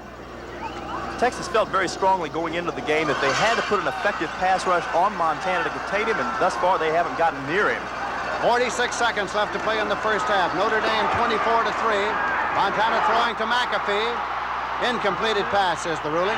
It'll be 3rd and 10 at the 43-yard line. Incidentally, Jerome Evans now has 2013 career yards rushing at Notre Dame. Pretty good stick that time by Johnny Johnson coming up from his free safety position. He's a sophomore from LaGrange, Texas, and he was one of the most highly sought-after high school players in the state a year ago. Vegas Ferguson just came back into the ball game. Tom Doman alternating in as Waymer went out. This is a big 3rd and 10. Clock was stopped on the incompletion at 41. Dickerson's in there, the wide receiver, Ty Dickerson. They throw the screen left to Vegas Ferguson, but he was popped right away by Martin Noni. Mark Martinoni got to him immediately at the 49-yard line. Yeah, Mark's a little frustrated, and he's taking out some of that anxiety. As you'll see, he's back at his weak side linebacker position now. He started the game in the middle in place of the injured Lance Taylor. He kind of got chewed up out there, but he's back home now, and somebody's got to pay for it. Of course, they missed Lance Taylor. He was the #1 tackler for Texas all year long and a great one. Super athlete. He, of course, has to miss this ball game because of a separated shoulder that he sustained in the Texas A&M game. And now it's going to be Muno in to do the kicking. Kevin Muno will do the punting with Restic out of the ball game for Notre Dame. Muno is from Los Angeles, California. He's a sophomore. You see one of the fine punt return men in America dropping back, Johnny Johnson. This is going to be a treat. This guy's returned 44 punts this year, which is an all-time Texas record. He's returned them at about 12 yards a clip, which ain't too bad.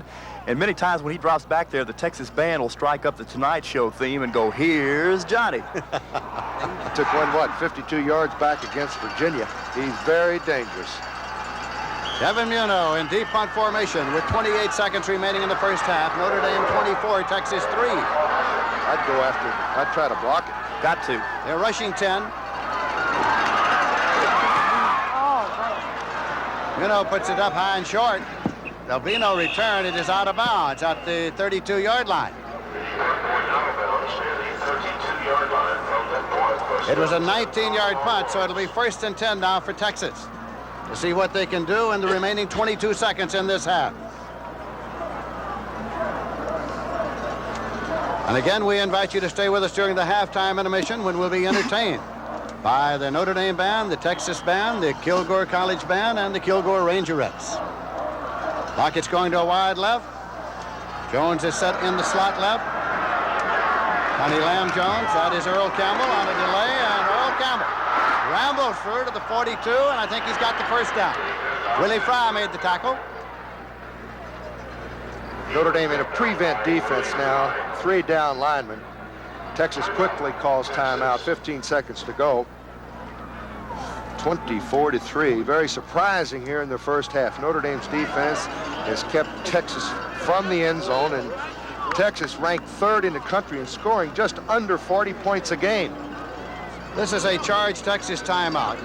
The Cotton Bowl record, incidentally, for runs from scrimmage is 95 yards. It was Dickie Magel for Rice against Alabama in the 1954 game, and that has stood up through the years here at the Cotton Bowl in Dallas. Did you see that one from this booth? I saw that one from this very booth. This booth is just like it was then. And I think congratulations, Paul, in order for our boss sitting to the left, Lindsey Nelson, the voice of the Cotton Bowl. 18 years. This is Lindsey's 18th Cotton Bowl. I'll tell you what, just hanging around him this week here in Dallas has been a lot of fun. Incidentally, here's a halftime score that'll interest you. At the end of the first half, Alabama 13, Ohio State nothing in the Sugar Bowl. Woody's not going to like that. Woody's not going to like that at all. Dan Devine, the head coach. And we're going to try to have a few words with Dan Devine as his team leads the field here in just a few seconds. 1st and 10. Keachin. Lamb Jones. Lamb Jones has got it. 1st and 10 at the 25. 8 seconds on the clock. They call timeout immediately to stop it. A big play for the Texas Longhorns, who won on that board once again. Paul and Lindsey, this is exactly what they've been trying to do all day long. Just the streak pattern to Lamb Jones, and nobody's going to streak with him. What they're trying to do is get a one-on-one situation between Lamb and the strong safety Jim Browner, because quite frankly, they think Browner is the weak link in the Texas secondary, or rather the Notre Dame secondary. He might have pulled a hamstring too. He's being helped off. And they need his speed in the second half, being down by 21. Those sprinters are very, very delicate animals, and I guess when your hamstrings are strung like his are, it doesn't take much to throw them out of whack. Let's see if we can pick it up, Paul. He goes up. Had to turn back for the ball, and that's probably what caused it. Right there he pulled it. after about the first couple of steps. Yeah, definitely. See him hold on to his left side? No doubt about it, left hamstring. 34-yard pickup on the play. We'll identify the Pauls. We're hearing a lot of Pauls here in the booth this afternoon, so we'll identify them. There's Paul Alexander and there's Paul Horning. Paul Alexander from Austin, of course, is the host of Coach Fred Akers' show. He is the sports director of our CBS affiliate. Paul Horning is from Louisville, Kentucky, and other points. Louisville's my home. First and 10 at the 25-yard line. McEachin putting it up, and it's Jackson. Jackson's got it. Incomplete. He had it just for a moment. That is Bradley covering. Jackson had it just for a second. It's an incompleted pass. I'll say one thing about Texas. Their passing offense is just go for the home run. They don't fool around with little turn-ins and turn-outs. They throw it to their speed men. Jackson had the football right in his hands, could not hold on. Difficult catch, admittedly, but he's the kind of guy that's been making just that kind of catch all year long. And we're at the stage right now where Texas really needs it.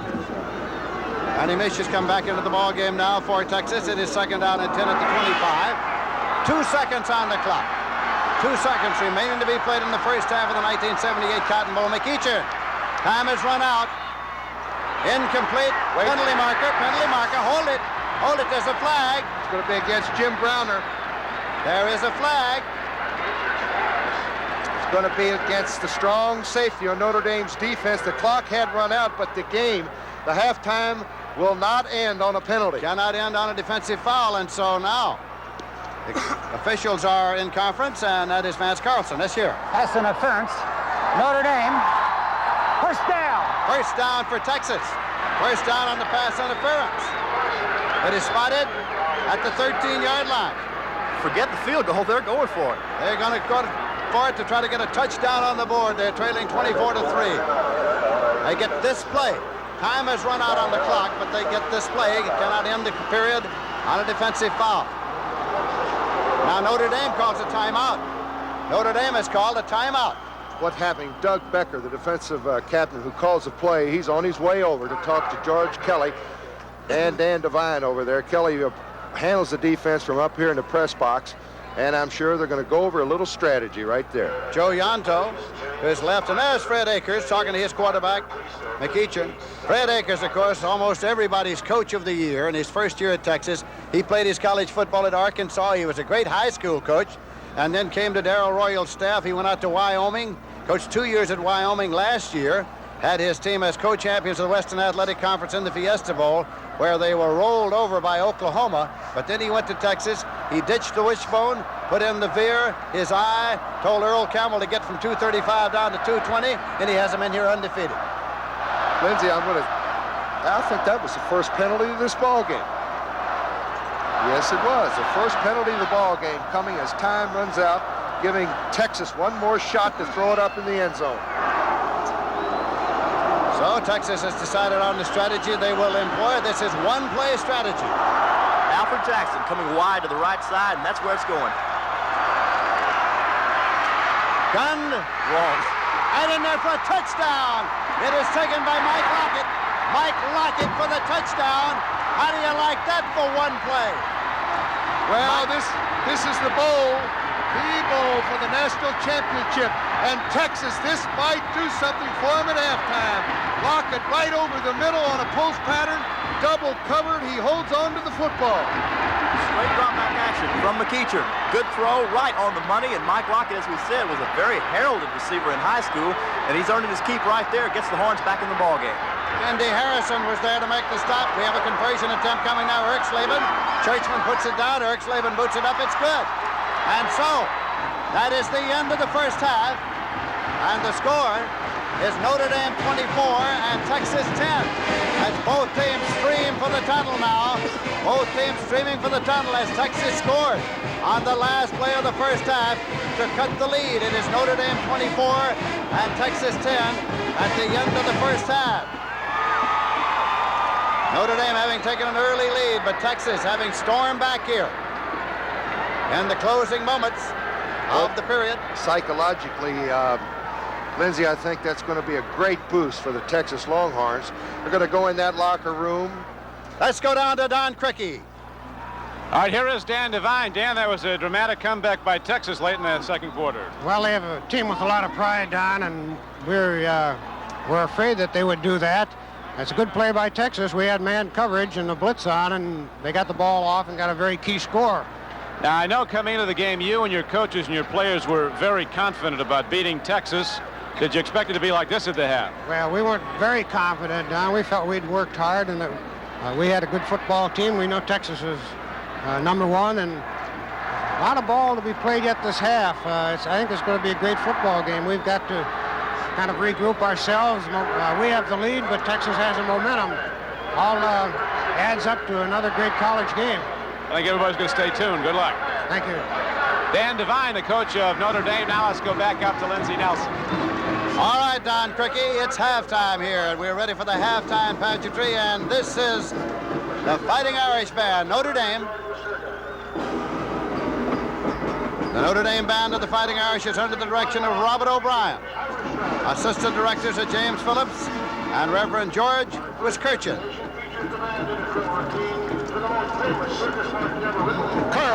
The Notre Dame Band will perform the most famous circus march ever, Carl King's Parliament Bailey's Favorite.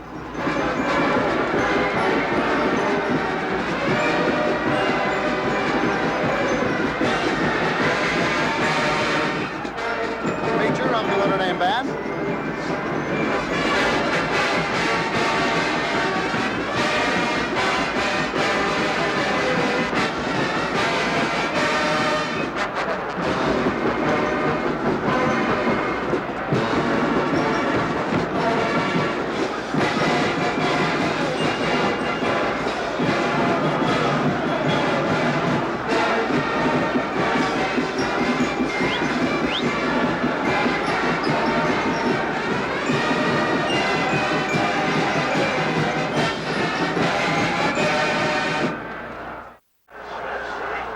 Terry Urick is back there with Steve Schmitz to receive the second half kickoff.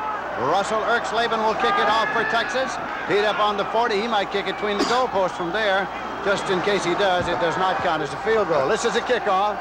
24-10. Notre Dame is leading as we start the second half. Erxleben is waiting for the whistle of referee Vance Carlson to start forward, and there it is. Down into the end zone. Urick will not run it out. Touchback. First and 10 at the 20-yard line. You know, Lindsey, if I were going to guess, there's the first half statistics, and actually Texas outgained Notre Dame by over 50 yards, but as we were talking about, those 4 turnovers has been the difference in this ball game. So now Notre Dame with Joe Montana at quarterback. I think Freddie Akers had to tell his Texas team at halftime, Paul, this is the most important defensive series for us right now. We've got to stop Notre Dame, hold them deep in their territory, and get good field position. He said some other things, too. Jerome Evans carries for Notre Dame, 6 yards out to the 26, where it'll be 2nd and 4. Ricky Churchman up from his strong safety to make the tackle along with Mark Martinoni. Paul and Lindsey, this Texas team is a very emotional ball club. They're also an extremely close team. You always get the feeling being around them that they genuinely like each other. And they take the situation very, very personally. We look for them to pull together. 2nd down, 4 yards to go for Notre Dame. Running draw, and it's Vegas Ferguson. A yard short of the first down at the 29, where it'll be 3rd and 1. Steve McMichael in to make the tackle. McMichael in to make the tackle for Texas. There's your quarterback comparison first half. McEachern 6 out of 12, 107. Montana 6 for 17, 56 yards. Both threw for 1 touchdown. Again, the turnover's the difference. 3rd down and a yard to go, and the Texas defense is being exhorted by the crowd here. But it's a 1st and 10 as Jerome Evans picked it up just across the 30 for Notre Dame. It was Johnny Johnson up from his free safety to make the tackle. I could also guess what Dan Devine said at halftime, and he says, boys, we've got 30 more minutes of football. You've got a 2-touchdown lead. If you want the national championship, go get it. Notre Dame 24, Texas 10, early in the 3rd quarter. On a beautiful day at the Cotton Bowl. Again, the running draw, and it's Vegas Ferguson. Well, he lunged for a couple of yards up there to the 37-yard line, where it'll be 2nd and 3. Copeland and Martinoni made the stop. And they're controlling the line of scrimmage right here. You see Huffman with a great block, right? Took the man, the nose guard, and made a good block. Ferguson keeps his balance here. Good running by Vegas Ferguson.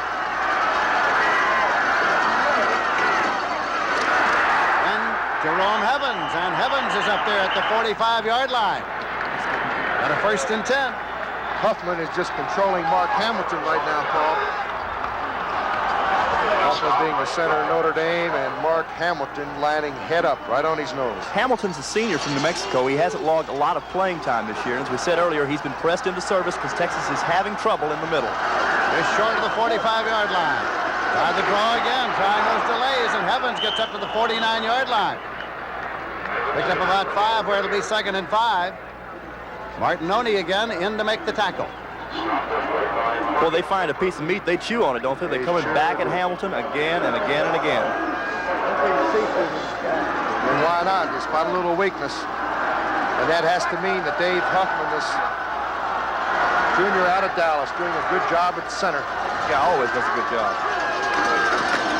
And again, the same way, Vegas Ferguson lunging to get to the sticks, and I think he got it. 1st and 10 for Notre Dame. They have the ball at the Texas 45-yard line. Well, this drive started on Notre Dame's 20-yard line. They have kept the ball right on the ground. 12 minutes, 13 seconds left in the 3rd quarter. Doman to a wide right, Chris Haynes to a wide left. Now Montana has it. And throws to McAfee. Ball skirted away. Incompleted pass is the call. Incompletion, it's a judgment call. And instead of reception and fumble, the judgment is incompleted pass. And McAfee's not too happy with it either. Here's a little rollout right, play action. Good pickup by Vegas Ferguson. Now McAfee right there gets really hit. Boy. Now what the ruling was, the referee right on top of the play ruled that he did not have possession. And again, that big hit coming from Johnny Johnson. He's a free safety, and he doesn't have really good size for a free safety, although he is very tall, but he will stick you. Watch that forearm shiver. 2nd down and 10 at the 45-yard line. Jerome Evans picked up 2 yards to the 43 as Morgan Copeland made the tackle. It'll be 3rd down and 8 yards to go. Notre Dame in Texas territory. Tom Doman coming in with the next play. Let's see if they go to the big tight end, Ken McAfee. He's only caught 2 passes there in the first half for 18 yards. Tight end to the right side, Doman far right, Chris Haynes to the left side, running backs in an I formation. Montana. There's a screen left to Ferguson. Ferguson walking a tightrope down the sideline.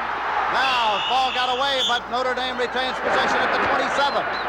Perhaps 28 as they mark it. Notre Dame at the 28-yard line of Texas. Vegas Ferguson walking the tightrope. Still was a big 1st down play. They needed about 8 yards on a screen left to Vegas Ferguson. He's going to get a break now. He goes out and Terry Urick comes in to replace him. Fergus really did a good job there because if you'll notice, Johnny Johnson actually read the play, had a chance to make the tackle, didn't execute. Give it to Jerome Evans to the 22-yard line. Picks up about 7 to make it 2nd down and 3 yards to go. They're killing them straight up the middle. Looks like they can get 4 or 5 there anytime they want it, Paul. Yeah, you know, you really hate to get down on somebody because obviously the man's doing the best job he can, but in his defense, he's not logged a lot of playing time this year, but that's where they're going. 2nd down play coming for Notre Dame. That's Doman in motion across from the wing left. Terry Urick is carrying. Stacked him up. Texas has certainly realized, obviously, that they are getting killed in the middle, so they've gone back now to the alignment they had at the start of the ball game. Mark Martinoni is back at middle linebacker, and Robin Sinline's back in the ball game on the weak side. So Mark Hamilton's been taken out. 3rd and 3. Mark Saya's in there now, double tight end alignment for Notre Dame. Well, Lindsey, they've controlled the ball for almost 5 minutes on this drive. 3rd and 3 at the 22-yard line. Montana. Throws to McAfee, incomplete at the goal line. It'll be 4th and 3 at the 22. He was open, ball just overthrown by Montana. Well, he had a decision to make here. He could have run the football, picked up the first down, but McAfee slipped behind the defensive back there, and Montana just overthrew him a little bit. Defender on the play, Glenn Blackwood, and he's not much of a physical match for McAfee. 39-yard field goal attempt coming up now for Reeve. Dave Reeves' longest during the season was a 51-yarder. Bergmeyer will hold for him with Restic out with an injury. College football, you use the T, of course.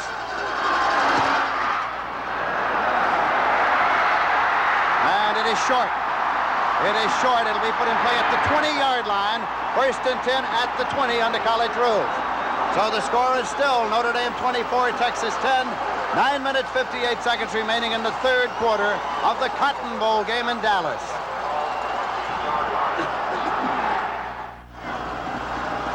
Texas has the ball 1st and 10 at their own 20-yard line. They are trailing by 14 points. McEachern brings them up. Running backs are split. Campbell in the left set. Earl Campbell's got it. Moves in for 3 yards to the 23, where it'll be 2nd down and 7. Ross Browner came in to make the tackle. Let's take a look at 55, the middle linebacker, Bob Golick, only a junior, and he'll probably be a #1 round draft choice next year.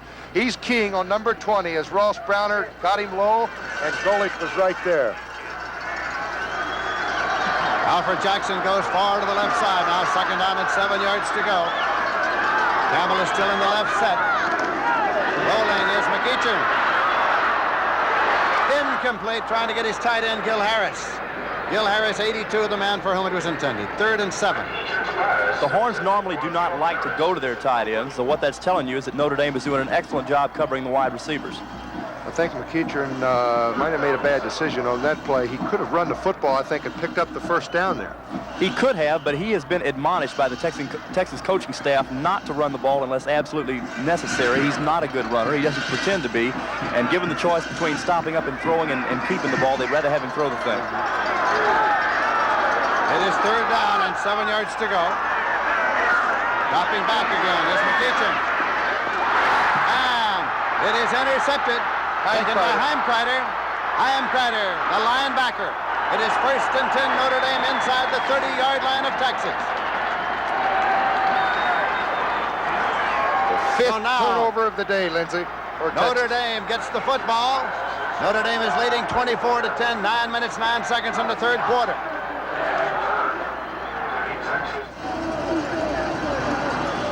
This is Lindsey Nelson with Paul Horning, Paul Alexander, Don Crickey, Jack Whitaker at the Cotton Bowl. And we're delighted to have Paul Alexander with us this afternoon. He is the host of Coach Fred Akers' weekly show in Austin, Texas, as well as the sports director of our CBS affiliate in Austin. Notre Dame has the ball 1st and 10. They have it at the 29-yard line. Right to the left side to Vegas Ferguson. Hops up through the 25-yard line for a gain of 4, where it's going to be 2nd down and 6 yards to go. Oh, he got popped by Johnny Johnson there. He's going to get up a little bit slow. See if we can pick it up, Paul. Why don't you call this hit? You know, I'm really impressed with Ferguson because, look, he takes a solid shot from Johnny Johnson and just bounces right off it, tries to keep his feet. He is a tough man to bring down because I'll promise you Johnson will bomb you. Chris Haynes to the left side, Tom Domer to the right side, running backs in an eye, and here is the pitch taken by Vegas Ferguson, looking for a place to turn, and there is none. He's cut off at the pass. Hatchett over on the tackle. That's the first time we've seen the true option from Notre Dame, isn't it? That's right. He won't run it too much. Montana, of course, better throwing the football, rolling out, coming back. They don't like to run that option too much with him in there. 3rd down and about 8 yards to go. Ball at the 27-yard line. 3rd down conversions, they are 6 of 10. Not a bad percentage. And rolling is Montana, and he's throwing on the run complete. It's taken there by Waymer, who stayed in bounds at the 16-yard line, maybe the 15. Wide open, out of the eye. Montana will roll out to the left. It's just a little square out pattern over here, and Montana executes just perfect. Hardest pass for the college throwers to throw. Rolling to his left, throwing to his left. Dave Waymar on the reception. So it is 1st and 10 for Notre Dame at the Texas 15-yard line. Running backs in an I formation. They're on a wing left, and that is Doman, the wing back, across in motion. It is Urick carrying, Terry Urick, and he is stopped for a loss of about a foot and maybe as much as a yard. Martinoni made the tackle. It'll be 2nd and 11 at the 16-yard line. Being outweighed up front is nothing new for the Texas defense. That's normally been the case week after week after week. So you'll notice that to offset that physical mismatch, Texas will do a lot of looping and stunning in games to try to create some confusion in the offensive line. 2nd down, 11 yards to go. Notre Dame 24, Texas 10. 7.5 minutes remaining in the 3rd quarter. Notre Dame's running in a slot left. Whaler, slot back in motion across. Montana's got the ball. And he throws to Urick inside the 10. Urick out of bounds at the 5-yard line. That was just a great pitch that time, Lindsey. Montana to Terry Urick. He was actually covered by Robin Senline on the right side. Watch this now. Now Senline actually has got pretty good coverage there. It's just a good pitch and a good catch. Urick is going to be shaken up right here on this play a little bit. Can't stop that perfect throw. Actually, a pretty good job by Senline. So Urick is still down, struggling to get to the first down sticks, and he is still down. In the first half, all 4 Notre Dame scoring drives started after the turnovers inside the 35. It's going to be a 1st and goal inside the 5-yard line when play is resumed.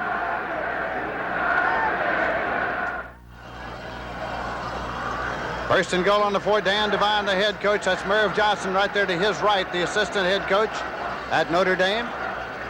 1st and goal at the 4-yard line. Notre Dame is leading 24-10. 7 minutes, 17 seconds remaining to be played in the 3rd quarter of the 1978 Cotton Bowl game in Dallas, Texas. They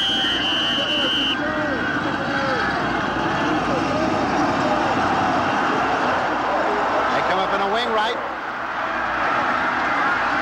Evans got to the 3-yard line, and that's all. 2nd and goal at the 3-yard line. Jefferson in on the tackle. You know, I don't think we should go any further, Lindsey. We should mention the offensive blocking for the Irish up front. Dave Huffman, the center, a junior, 6'5", 247. He's doing a fine job. The guards, Ted Horansky and Ernie Hughes, and the tackles, Steve McDaniels and Tim Foley, have just been outstanding.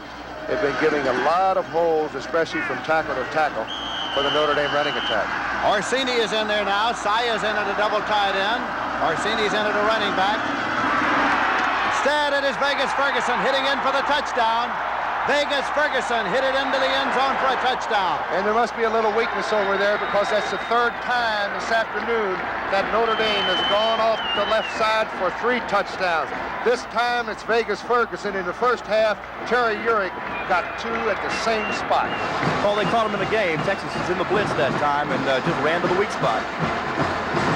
So it is now Notre Dame 30, Texas 10 with a conversion of Jeff Cummings for the Fighting Irish. Bergmeyer will hold for Dave Reed.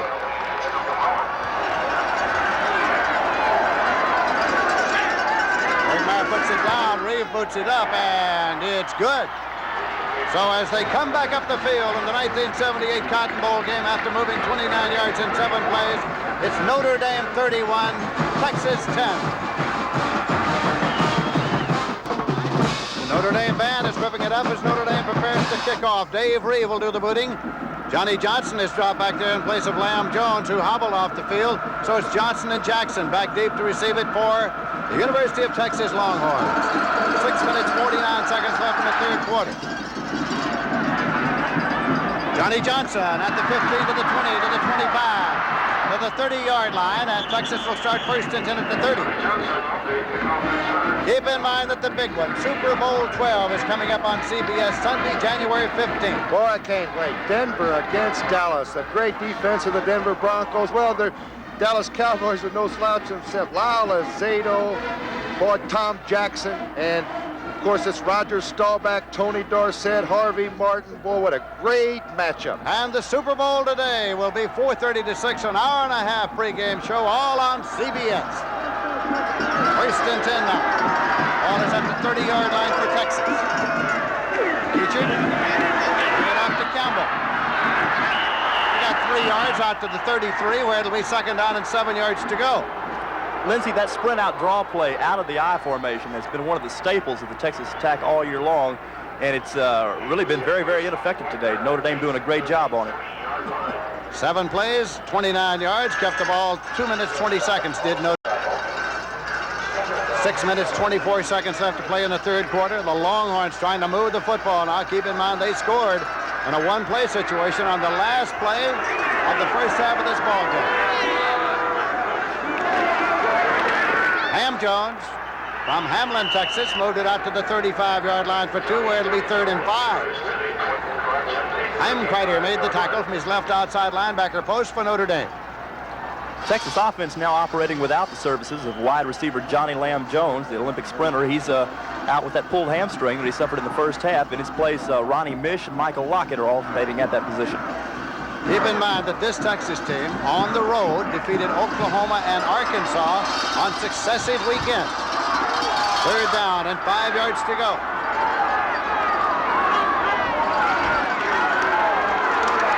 Kitchen, and it is batted incomplete. It's Heimkreiter. Heimkreiter batted it down, number 58. He's the gentleman, just got the interception. He comes up with the big 3rd down play for the Irish. So the punting unit comes on now. And they're starting to put the number 1 up already. The way they're playing right now, you can't blame them. Punt formation. Erxleben is in to do the punting. Schmitz and Bergmeyer have dropped back to field the punt for Notre Dame. Erxleben, an All-American. High trajectory punt. Fair catch signal goes up, and it's made at the 20-yard line. So Bergmeyer gathered it in, and they will start 1st and 10. Just in advance, call it the 21-yard line. A punt of 45 yards and no return. I'll tell you, that Erxleben's a wild character. As we said earlier, he missed the last couple of games of the regular season with a pulled quadriceps muscle. But he said that if healthy, he promised a 70-yard field goal in this game if he got the opportunity. I like the idea when he came back from the injury, he dropped back, kicked 153 yards, and pronounced himself semi-healthy. 1st and 10 at the 21. Motion across from Waymer. Up the tailback spot. Vegas Ferguson running. He's got the 1st down. He's out to the 33-yard line. Finally dropped by Hatchett and Johnny Johnson. 13-yard pickup for Vegas Ferguson. And the guys up front are really doing the job. A good end zone shot of this. Now watch the blocking right at the point of attack. Boy, that's a nice size hole, I'll tell you. Ferguson cuts to his right, picks up 13 for a Notre Dame 1st down. Got it in a slot right. Running backs in an I formation for Joe Montana. Bowman in motion across.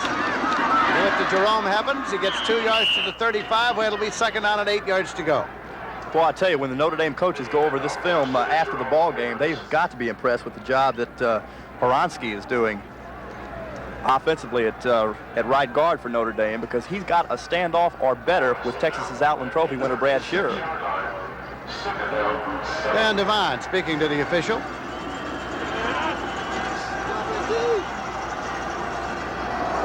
What's he so hot about? I don't know. 2nd down and 8 yards to go. By the draw play. Across the 40-yard line. Evans carrying. And again, I'm going to point out the offensive interior linemen, counting the tight end, Ken McAfee, 6 of them, averaged 257 pounds. Now the 4 defensive down linemen for Texas and their 3 linebackers averaged 216. I think that has been a big story in this football game. 3rd and very short here now. Vegas Ferguson carries. Penalty marker is dropped. He lunged up about in advance of the sticks, but there's a penalty marker to be checked out. Copeland and Churchman made the stop for Texas. Illegal procedure. Illegal procedure against Notre Dame will cost them 5 yards. You know, a minute ago I gave credit to Ted Horansky for doing that great job on Brad Shearer. Well, admittedly, Horansky has done a great job today, but he's been blocking on Steve McMichael. It's Ernie Hughes that's been putting it on Brad Shearer. I say putting it on him as good a job as you can do with a guy like that. 5-yard penalty is marked off. They'll see. Illegal procedure, movement in the line. Notre Dame. Hughes will be a high draft choice. He'll go in the first 2 rounds also, or 3. Brad's probably going to make a couple of dollars himself. I would think so. Shearer will be a number 1. 3rd and 7 here now, back to 37-yard line. Tried to draw a play, didn't go as Texas read it out, and Steve McMichael was in to make the tackle along with Jefferson. Punting unit comes out now for Notre Dame. Johnny Johnson is dropping back to receive the punt for Texas. Haven't seen a lot of Steve McMichael, the guy that made that tackle today, but he's known as the most enthusiastic player on the Texas team. They say he even likes wind sprints. Again, it's going to be Kevin Muno doing the punting in place of Lestick. Lestick went out with an injury in the first half, and Kevin Muno is doing the punting for Notre Dame.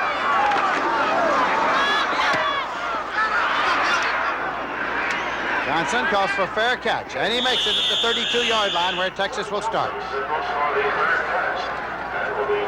We'll televise the final rounds of the Grand Prix Masters from Madison Square Garden in New York on CBS next Saturday at 3 p.m. Eastern Time, next Sunday at 4 p.m. Eastern Time. That's Guillermo Vilas, Jimmy Connors, and Bjorn Borg. Boy, I tell you, 3 of the best in the world. And the prize for that one, Lindsay, I wouldn't mind having 100 big ones. Gets your attention, doesn't it? It's the Grand Prix Masters Tennis Championship on CBS. First and 10 at the 32-yard line. McEachern is the quarterback. Gives it to Campbell. Earl Campbell. Got to the 34-yard line where it'll be 2nd and 8. Ross Browner in to make the tackle along with Bob Golick. Texas now with 3 wide receivers in the ball game. They said earlier today before the ball game that they planned to go with it in the first half. Of course, we did not see that particular formation. But I guess now that down by 21 points with only a little more than a quarter remaining, it's time to start putting it up. And 3 wide receivers is the way to do it. 2 minutes and 37 seconds remaining to be played in the third quarter. Earl Campbell just to the 35 before he's popped back. It'll be 3rd and 7. Bob Golick made the tackle. You know, it's amazing. Here's a guy, of course, he's going to be one of the great pros. He's still on the ground there. He got popped real hard. Earl Campbell, the Heisman Trophy winner. The country's leading rusher this year, the country's leading scorer. Let's look again. Let's see if we can pick up the hit here on the left side. Here's Campbell coming off the left side. Golick gets him first, and I think he just pulled a muscle, but I don't think the tackle was that vicious. Campbell's got 97 yards and 23 carries. You see another angle from the end zone, out of the eye. That's Earl Campbell. You see Golick setting the eye, gets hit from the inside by Jeff Weston, the defensive tackle, and Golick's behind him. Boy, let's hope that big guy's all right, because he's all class. You know, you read so much about Earl, about his religious beliefs, about his love for his family, about what a tough background he came from, and I'll tell you, it's all true. It's not hype. He's really a class individual. Looks like he's got some type of leg problem and probably finished for the day. Earl Campbell, one of the great college football players, coming off the field here at the Cotton Bowl. Delbert Thompson is coming to the ball game to replace him. He is a freshman from Hamlin, Texas, number 45. 3rd and 7 at the 35-yard line. Teacher. And it's completed. Did he ever thread a needle with that one? Taken by Alfred Jackson. It's a 1st and 10 now. Texas in Notre Dame territory at the 47. Yes, sir. That's something Texas has used very effectively all year long. Alfred Jackson on the post route. McEachern's been having his problems today, but this time he puts it there, right between 2 defenders. Some kind of tough, courageous catch by Alfred Jackson, who, by the way, averaged 25.5 yards per catch this year. Andy Harrison on the tackle for Notre Dame. 1st and 10, Texas. Jackson is in the slot left.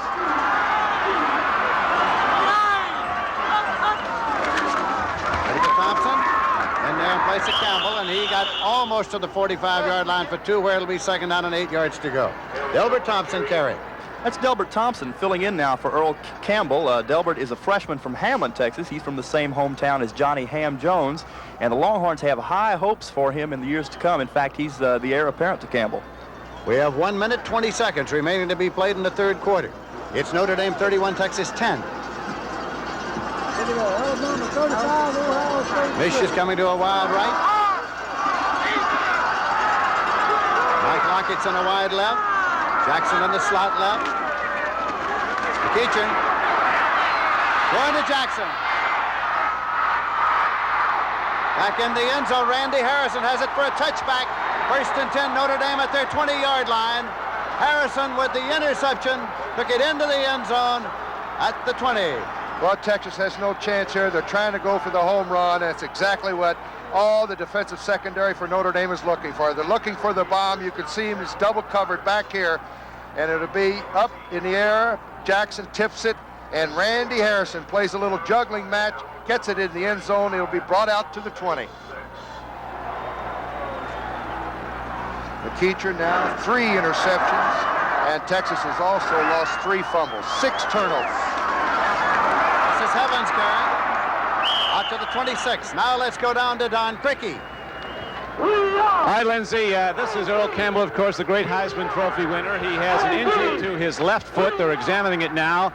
Whether or not it's a fracture or a severe sprain, they don't know, but it does appear to be an injury that he cannot put weight on the foot, and whether or not he'll be back is a very moot point right now. Earl Campbell is hurt. Let's go back upstairs. All right, Don Criqui, it's second down and 4 yards to go. Texas with the ball, or rather Notre Dame with the ball at their own 26. Off the tail of the tandem. Moved out to the 29-yard line. Once again, it is Johnny Johnson there on the tackle along with Jefferson. Well, you hate to see a great back like that end his collegiate career. It'll be 3rd and 1. Vegas Ferguson carried. The clock is winding down out of the end of the third quarter. 5 seconds, 4 seconds, 3 seconds, 2 seconds, 1 second, and time has run out in the period. So that's the end of the third quarter with the score. Notre Dame 31, Texas 10. We now pause for a word from your local station. As we start the fourth quarter, it is 3rd down and a yard to go for Notre Dame. This is Lindsey Nelson with Paul Horning, Paul Alexander, Don Criqui, Jack Whitaker in Dallas, Texas. Notre Dame is leading 31 to 10. Just try to wedge him out and pick it up, and they did. It's 1st and 10. Let's go down to Don Criqui. But there's more optimism now over Earl Campbell's condition. It appears to be a sprain, no fracture. They've typed the ankle very tightly. They're going to try to put him back in the football game. His mobility is in question, but he will go back in. All right, Don Criqui. Ball is at the 31-yard line, 1st and 10 for Notre Dame, and that is good news. Well, it sure is. They really need a guy like that. He needs to break one to get some momentum back in that Texas offense. And nobody wants him worse than Earl does. Montana to Evans, and Evans pulled out at the line of scrimmage by Brad Shearer, the Outland Trophy winner and All-American tackle at the University of Texas. It's going to be 2nd down and 10 yards to go at the 31-yard line. A beautiful day here for the Cotton Bowl. Last night it did not appear that we'd have this kind of weather because there were a few flakes of snow falling around in Dallas last night. It was a little bit cool, about 20. Vegas Ferguson tried to stretch his body out for a yard, and he got about a foot or so. It's Henry Williams. Call it 3rd down and 9 yards to go, just short of the 32. The low point of the Notre Dame season came, of course, in their 2nd game when they lost to Ole Miss in Jackson, Mississippi. Notre Dame and most of the preseason prognostications had been touted as possible national championship winners. But then when they lost the early game, they had to sort of regroup, change the offense, came back, and the big upset was over Southern Cal, and they rolled on from there. Vegas Ferguson. Again, it's the Texas defense and Bill Aker. Bill Aker, and they're at the 32. Lindsay, if they can hold on to this 21-point lead, I think it's going to be a little bit more than a possibility. It's going to be a strong possibility. The Notre Dame players have really felt coming into this ball game, they had an excellent opportunity to beat Texas. They were very confident, and they felt if they win this football game, they should be number 1. Evan Muno is back to do the punting.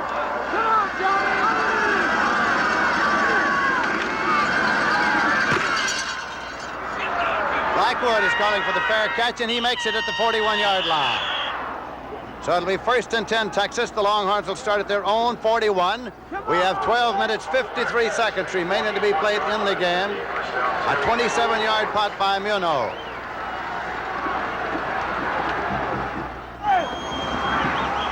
First and 10 now for Texas. The Longhorns have the ball at the 41-yard line.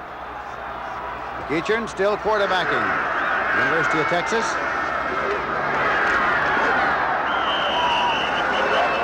Earl Campbell carried the football across to the 47-yard line. Earl Campbell back in the ball game, and he carried it. Boy, I like the guts and determination of this guy. He was carried off, looked like he would not re-enter the ball game. Here he comes right back. They retaped his ankle. He is now over 100 yards rushing. He's got 103 for his 22nd time in his career. He's gone over 100. He got 6 just there at second down and 4 yards to go. This time it is taken by Johnny Ham-Jones, and Ken Dyke made the tackle. It's up just short of the 49, again at 2. Speaking of the national championship, of course, the Texas Longhorns and their followers have felt that even if they lose, they have as good a claim to the national championship as anybody else because they would be only once defeated. They point out that they've had to defend the national championship, the #1 ranking at least, throughout the entire season, something nobody else had to do. Arguments. Third down and 2 yards to go. Pitch and throwing, and it's beyond the reach of Alfred Jackson. Let's go down to Don Crickey. Lindsay, there is a very marked contrast in the attitude of this Texas team now here in the fourth quarter as the seconds tick away and the possible national championship with it. This was a very enthusiastic team, even trailing 24-10 at the outset of the third quarter. It's not anymore. The Texas players mumbling about the 7 turnovers. This has never happened to them before this season. And right now it's really a depressed aura around this team as Notre Dame continues to dominate with the fourth quarter wearing on. Lindsay? All right, Don Crickey, a penalty marker, and the preliminary signal is ineligible pass receiver downfield for Texas. So that is being attended to right now. Lindsay, it's only normal and natural that the Texas team should be somewhat despondent over what's happening to them right now. But as I said so many times before, this is really a class bunch of guys. We had ineligible man downfield, covered in on Texas, declined. Carry on, Paul Alexander. Okay. As I said, they are a marvelously close group of individuals, and they are not about to quit. They will keep firing and scratching and doing the kind of things that have brought them to that 11-0 record that they had going into the ball game. Texas has taken a timeout now in a 4th and 3 situation with Notre Dame having declined that penalty. Texas called a timeout to find out exactly what they want to do here, trailing in the ball game by a score of 31-10 with 11 minutes 49 seconds left to play. I'd have to go for it. There's no question about that. 3 touchdowns behind. And just like Paul said, if they're going to scratch, they're going to have to scratch awful deep to dent into a 21-point lead. They continue to try to run inside against this Notre Dame defense. Well, we got a little time. I think I'd like to just say hello to maybe Notre Dame's #1 fan back in Chicago in the hospital, Tootie Cummins, who has never missed a game in 32 years following the Notre Dame at home and on the road. We wish her a speedy recovery and a Happy New Year. Well said. Notre Dame band is whipping it up here at the Cotton Bowl as Texas comes up in deep punt formation. Eric Slavin is there. I'd have to gamble here. But they snap it short. 3 touchdowns down, Lindsay. I'd have to go for it. With the They do snap it short. Try the reverse play, and it's read out by Notre Dame. Doug Becker was right there. Fake the handoff. They gave it to number 27. Johnny Johnson carried the ball, and the ball goes over. On 4th down, they snapped it short, but it was read out. A little fancy right here. Out of punt formation. Take it, Paul. Okay, the snap goes to Ricky Churchman. It's on the reverse, and then the ball goes back to Johnny Johnson, who takes it around the left side. As I said before, they're coming at him with all guns blazing, but Notre Dame's up to it. Well, naturally, it could have fooled the cameraman, but it didn't fool number 43, Doug Becker. 1st and 10 just across the 50-yard line. This is Jerome Evans, and he is popped. Dwight Jefferson came in to make the tackle, and it is back there at the 49-yard line. You know, there's been some bad blood between these two teams. I think a lot of it goes back to the Heisman Trophy presentation. I know that Ken McAfee, when he accepted the Outstanding Receiver Award, didn't think that what he was saying was so inflammatory, but some of the Texas players took offense to it. We'll get back to it in a moment. 2nd down and 12 yards to go. Montana has the ball. And the catch is made. Inbounds at the 34-yard line. Waymer, the wingback. Waymer pulled it in. Here's Montana. It's a little square out pattern on the right side, about 12 yards deep. Dave Waymer, a sophomore out of Charlotte. Good move right there. The Texas cornermen have really been giving the Notre Dame receivers a lot too much room. It's at the 34-yard line of Texas. 1st and 10, Notre Dame at the Texas 34, 10 minutes, 58 seconds left to play. This is Evans. Jerome Heavenson to the 29-yard line. Here is a final score in the Sugar Bowl game. Alabama 35, Ohio State 6. Alabama 35, Ohio State 6. So that's another team that will be laying claim to the national championship. There, Bryant's Crimson Tide is a once-defeated team. These are the Notre Damers who already have begun to lay their claim to the national championship. It'll all be decided in the postseason poll.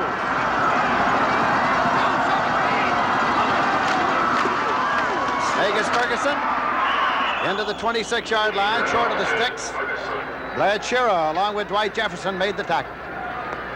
Notre Dame now very content to keep it on the ground if they can pick up 3 or 4 yards every carry. 30 seconds go off that clock, 25 seconds. Heavens is now over 100 yards. 22 carries for Jerome Heavens, 101 yards. He's only a junior, and I know Dan Devine is going to be very happy to have him back. 3rd and 2 at the 26-yard line. Double tight end, Mark Saya is in there. Vegas Ferguson looking to get the six. He's got it. First down, he's gone. They'll never catch him. He's gone. Touchdown, Vegas Ferguson. He has great speed. He can accelerate, and he did. What a cutback. 26-yard dash for a touchdown. He caught a 9-yard pass in the first half for a touchdown from Montana. Watch this cutback. There's Ernie Hughes. In fact, he got in front of the guard, and he makes a great cut. Vegas Ferguson, only a sophomore from Richmond, Indiana, puts Notre Dame on top 37-10. With a conversion attempt coming as Vegas Ferguson goes to the sideline. He missed a good part of the season with an injury.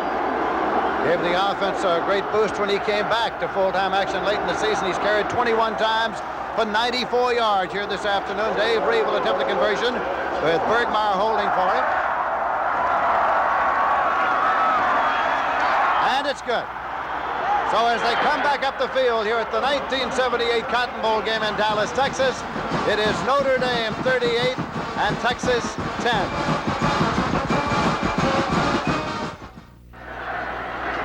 Five plays, 50 yards, kept the ball 2 minutes and 1 second, and now it's going to be Dave Reed kicking off. Johnny Ham Jones has dropped back this time. Johnny Ham Jones is back there with Alfred Jackson. Johnny Lamb Jones went out with an injury. Alfred Jackson is waiting at the 7-yard line. He's got it to the 10 to the 15, to the 20 to the 25, and out to the 27-yard line. He'll start 1st and 10. It was Hanker downfield to make the tackle for Notre Dame.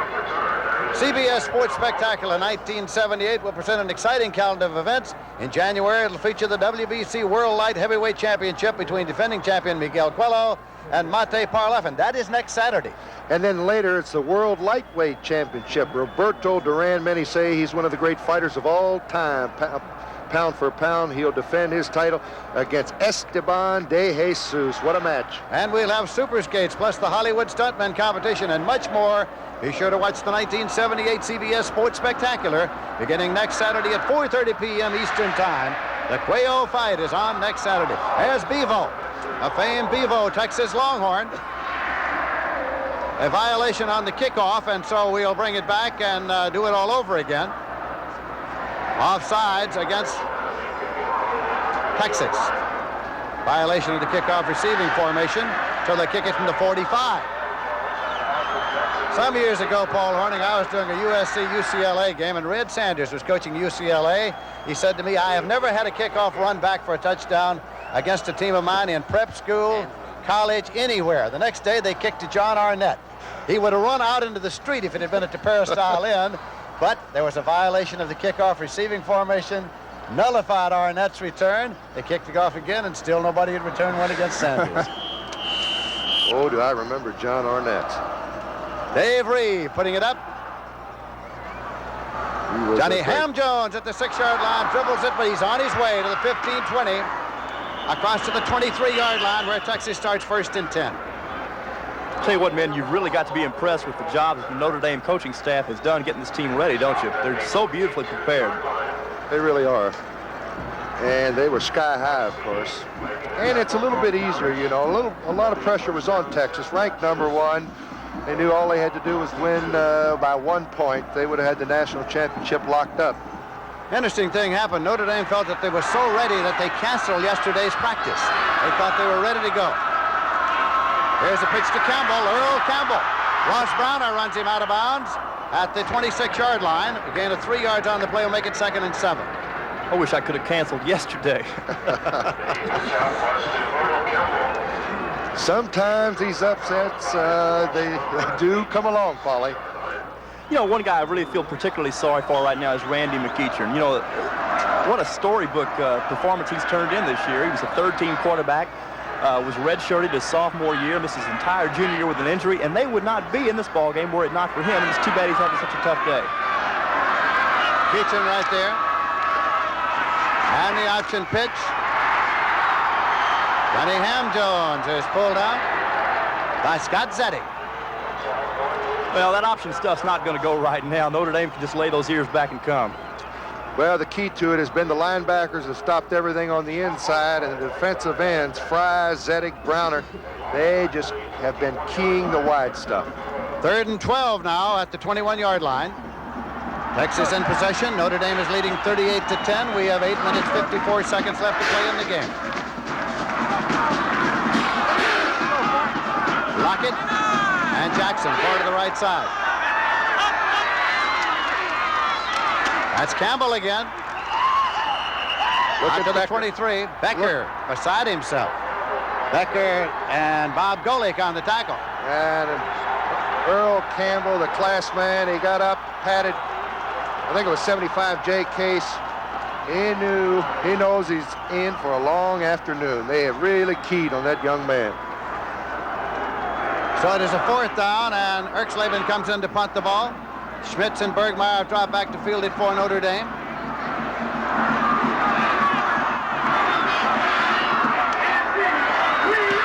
Erxleben with a high trajectory kick again. Bergmeyer calls for the fair catch and makes it at the 45, his own 45, 1st and 10 Notre Dame. So the Fighting Irish start now, leading by a score of 38-10, and we have exactly 8 minutes remaining to be played in the Cotton Bowl game. The enemy of Texas now is old man time. We have 8 minutes remaining to be played in this game. Notre Dame is leading by a score of 38-10. Rusty Lish has started warming up his arm behind the Notre Dame bench. He is the backup quarterback, the number 2 quarterback. Montana has quarterbacked the entire game. That is Vegas Ferguson, or rather Stone. That is the freshman from Seattle. Brad Shearer made the tackle. Jim Stone, the freshman running back from Seattle, is in there now for Notre Dame. He picked up 2 yards to the 47 to make it 2nd down and 8 yards to go. You know, as talented as Notre Dame is going into the ball game, the Texas coaching staff did not think that the Irish played with a lot of discipline, but they've sure displayed some discipline today. They are filling those lanes and handling those assignments. David Mitchell's in the ball game for Notre Dame. At a running back, he was fullback for much of the season, but then came up with an injury. Weimer in motion across. Fake to Stone. Montana's got the ball. McAfee can't hold it. It is an incompletion. It'll be 3rd down and 8 yards to go. Let's take a look at Ken McAfee. He very, very seldom drops a pass like this. Montana out of the eye, little fake, running around to the left side. And you'll see McAfee come into the picture right there. He should have had it. He did. For a minute, took his eye off of it, incomplete. Well, that tight end dragging across the middle has got to be one of the toughest routes in the world to cover. It is 3rd down and 8 yards to go for Notre Dame. That is Rusty Lish warming up. He was the starting quarterback for Notre Dame at the start of the season. Mitchell is the up back. Stone is the tailback. Doman's in motion across for Montana. Montana has the ball. And now he's going long to Chris Haynes, and it's incomplete. A penalty marker's thrown. There was a marker thrown. There is an interference call. There's going to be some dispute on this one. We'll get the interpretation right here. Possibly offensive interference? Offensive pass interference. That's lost it down. And this is number 82, Chris Haynes, is running the fly pattern, out of play action pass. Montana pulls up here, throws the home run ball. Look at the coverage by Blackwood. Good job by him. Glenn Blackwood, let's see if we can pick up the hands right. I think it happened about 5 yards back. Chris Haynes did put his hands on Glenn Blackwood. Offensive pass interference. That's also lost it down. With loss of down, it is 4th down, and the punting unit is coming on now for Notre Dame. Kevin Muno doing the punting with Joe Restic out with an injury. 7 minutes, 8 seconds remaining to be played. Johnny Johnson dropping back to field the punt. All right, we haven't seen this guy do his thing yet today. Let's see if we can get him fired up. Speaking of Johnny Johnson, a return man for Texas.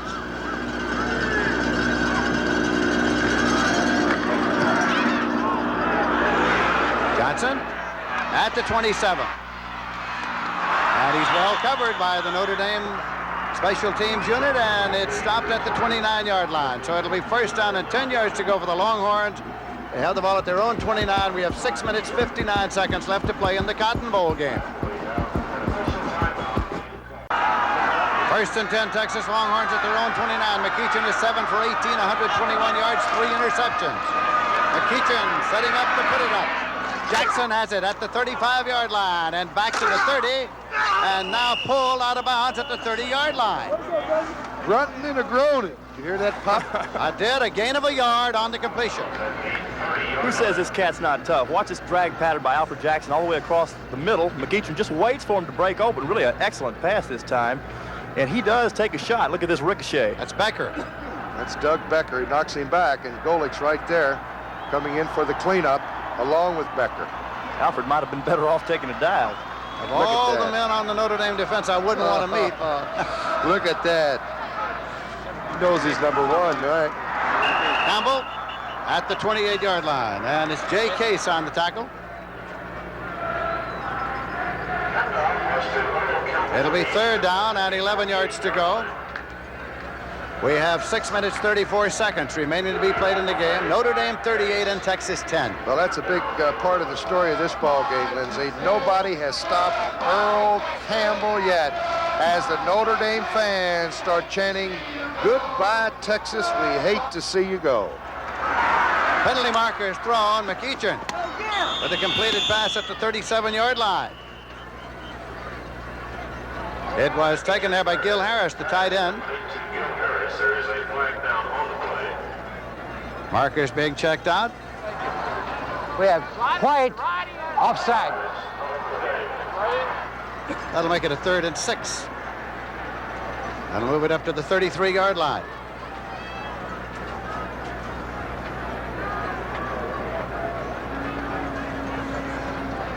That's it. Right along there. You know, something that for the most part we've neglected to mention today is the incredible job that Fred Akers has done in this just his first year at Texas. As you know, he spent 9 years as an assistant coach at Texas between 66 and 74 before offside, taking off to Wyoming. Notre Dame. Fred Akers, it's been a Cinderella story. When he went out to Wyoming to get 2 years experience as a head coach, they asked him if he would be leaving soon and would use that as a stepping stone. He said there were only 2 jobs he'd take if offered, Arkansas and Texas. Dropping back is McEachin. And he's completed it. Played to Gil Harris, the big tight end, who gets up there to the 39. Now, very close to the sticks. He'll take a long look at this one. It was Bobby Leopold on the tackle. Oh, I tell you, these linebackers are really putting the leather. See if we can pick up the pop here, just around to the tight end, Gil Harris, and watch the hit here coming up. Leroy Leopold, a sophomore from Port Arthur, Texas, really puts a good tackle on Harris. I've seen tamer train wrecks. Leopold had a good season for Notre Dame. When Becker was out with an injury, he came in there as a linebacker. He had 3 interceptions in the course of the season. 2 for touchdowns.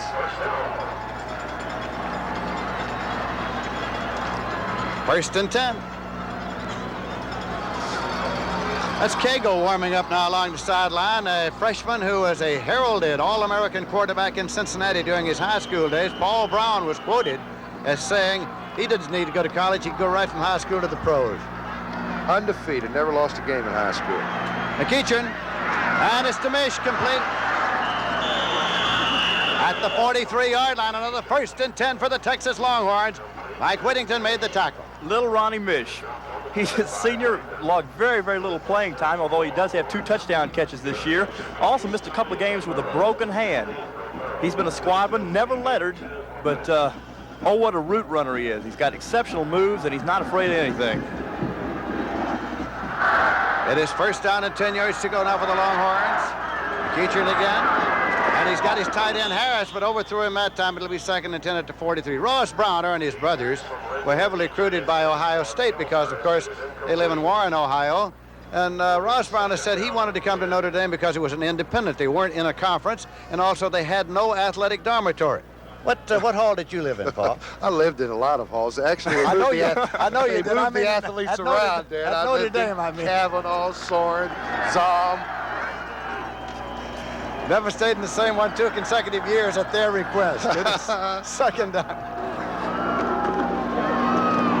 Johnny Ham-Jones at the 39-yard line. Golick and Dyke in to make the tackle for Notre Dame. Be third down and 6.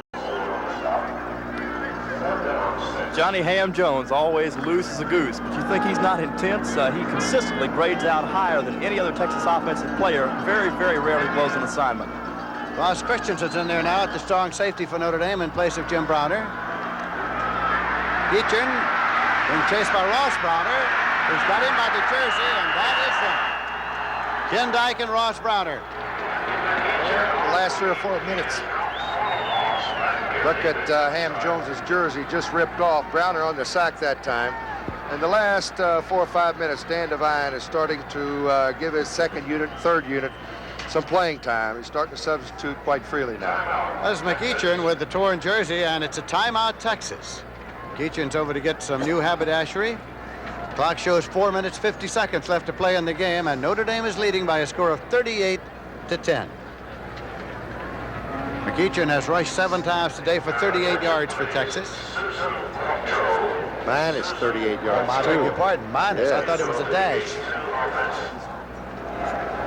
Well, one thing I can promise you, when this is all over tomorrow in the newspapers and here in the electronic media, these Texas players will give the credit where it deserves, and that's to the Notre Dame ball club. They came in here with a job to do, and they did it.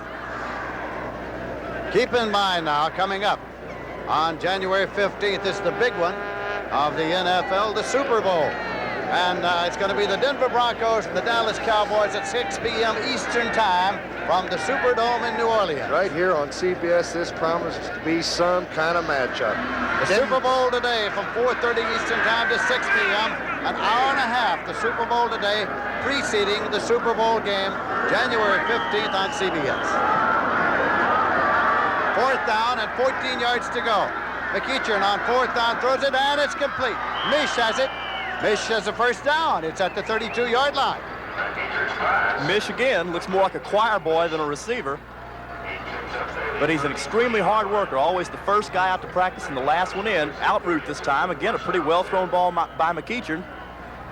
Mish is not about to run past anybody. I wouldn't run at Luther Bradley either. First down and 10 yards to go. Lockett going to slot right, and McEachern didn't have a chance. McEachern dropped. It's going to be about the 42-yard line. Scott said he got to him, so did Ken Dyke. Man, that ain't no fair fight. It's a long day for McEachern. He's had his problems, and a lot of people were guessing. They said if Texas had to throw the ball over 20 times a day, they'd be in trouble. Timeout, Texas. The Longhorns have taken another timeout. And McEachern again is coming to the sideline. Well, we've talked about it before, but everybody will be talking about it after the games are over today. Who is number one? Who is the national champion? Had Texas won the ball game, there's no question. They're the only major undefeated, untied team in the country. They would have been declared national champions in all the polls. But now, with a Notre Dame victory seeming assured, 4:26 remaining, and Notre Dame leading 38-10, there will be a host of once-defeated teams. Notre Dame will have lost once. They'll claim the national championship. Alabama. They have a good case for having defeated Texas. Texas will claim the national championship, saying we lost only one game. Alabama will claim the national championship, saying we lost only one game. And whoever wins the Orange Bowl game between Arkansas and Oklahoma will claim the national championship. It'll be decided by the polls, the AP, the UPI, the football writers, Football Foundation Hall of Fame, and if you want to, your own personal national championship can be awarded because none of them are official. How about me? My own personal, guess what? Who beat Texas? That's all I'm going to think about. Second down and 19 yards to go. McEachern brings them up. Eachern. Incomplete and almost intercepted. Boy, It was Randy Harrison making a move on it. it is some kind of tough to throw that kind of pattern this late in the game. Defensive backs know exactly what's going on. They take that real deep drop, and that's not a very enviable position at all. Paul, let me ask you a question. How long has it been since you've seen a game where Earl Campbell has not broken at least one run over 20 yards?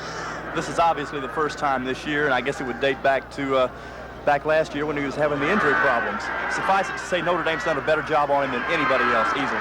Campbell carried on that play and stopped at the 40-yard line after a gain of 2. Ross Browner made the tackle for Notre Dame. Ross Browner's had a great career at Notre Dame, and he will go high when the draft choices are announced. Nobody wants to win worse than Earl does, but he'll be his old sweet self after the ball game. Give Mom a call. One of 11 children. What a story. Campbell's longest run today has been 18 yards. Clock is running with 3 minutes, 44 seconds left to play in the game. Going on a 4th and 18 here. Try the reverse play to Campbell. Campbell's got it. Looking for the sticks. But he is going out of bounds at the 32-yard line. Steve Heimkreider made the tackle, so the ball goes over to Notre Dame on downs. About 10 yards short of the first down.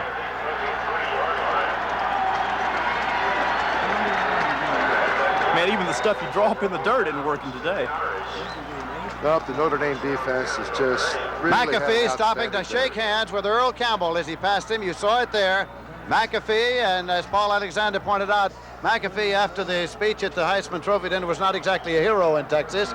Some of his remarks, I think, were a little misinterpreted. I don't think he meant it the way that Texas took it. I don't either. But you saw the handshake there between McAfee and Campbell.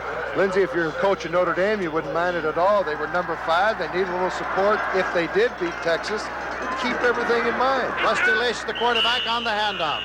Rusty Lish in the ball game. Handing it off to David Mitchell, and the tackle, Jefferson and Brad Shearer. See the clock running. 3:15 remaining to be played. It's going to be second down and 8 yards to go as the ball is out there at the 35-yard line. Rusty Lish quarterbacking. Montana quarterback Notre Dame for most of the day. Had an early injury, but stayed in the ball game. Mitchell is the fullback. Stone is the tailback. Schmidt's in motion across. That's Stone, the freshman from Seattle. Got about a yard to the 36-yard line, which will make it third down and 7 yards to go. Morgan Copeland coming over to make the tackle for Texas. It's going to be a very exciting back for Notre Dame in the coming years. He's only a freshman, 6'1", 182 pounds, can really fly. In fact, he had the longest run from scrimmage for Notre Dame this year, 58 yards. He averaged 6.7 yards a carry every time he touched it. Waymer to the right side. Texas is out of timeouts. Rusty Lish. Rusty Lish to the 40, the 45. Got the first down at midfield. Then Blackwood made the tackle. You think Notre Dame's going back to that monastery tonight? I'll tell you, I think they might stay right here in Big D. 2 minutes, 38 seconds left. Notre Dame 38 and Texas 10.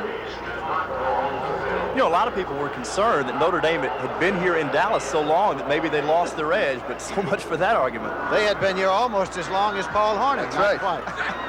Seems like my 4th week here. Wonder if they had as much fun as Hornick. I'm sure they did.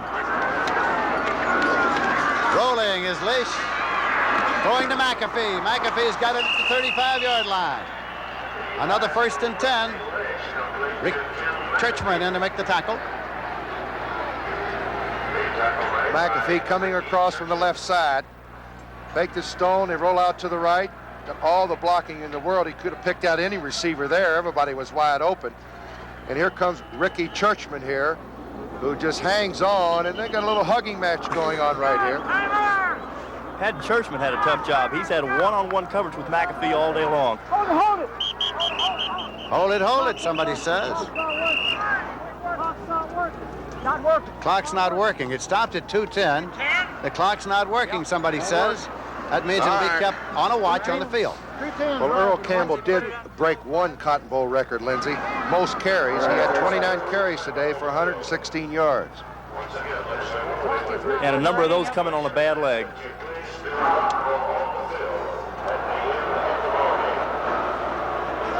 Still getting straightened out here about the clock not working with 2 minutes, 10 seconds.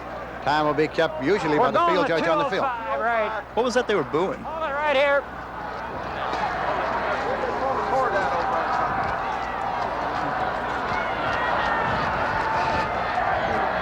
Coach Devine, the clock is not operating. We're putting it on 2:05, and it'll be kept on the field. There it is. They're putting it on 2:05, and then the time will be kept on the field. Clock shows 2:10. Clock shows 2:10. Pay no attention to the clock. It is presently inoperative, and so they go to the stopwatch on the field. At least they don't boo Santa Claus here. Okay, just a second. Put it on feet.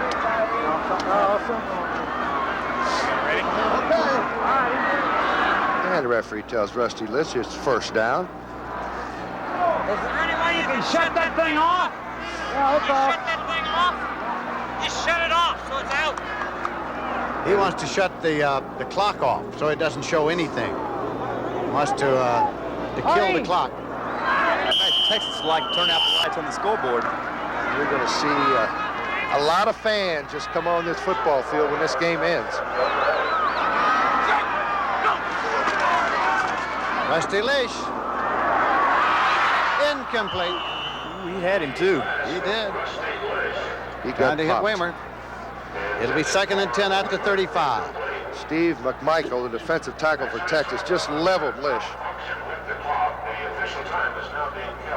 Public address announcer is informing the crowd now that the official time is being kept on the field. Doman is coming in. The clock, of course, in any case, stopped on the incompletion. There is no 2-minute warning in college football.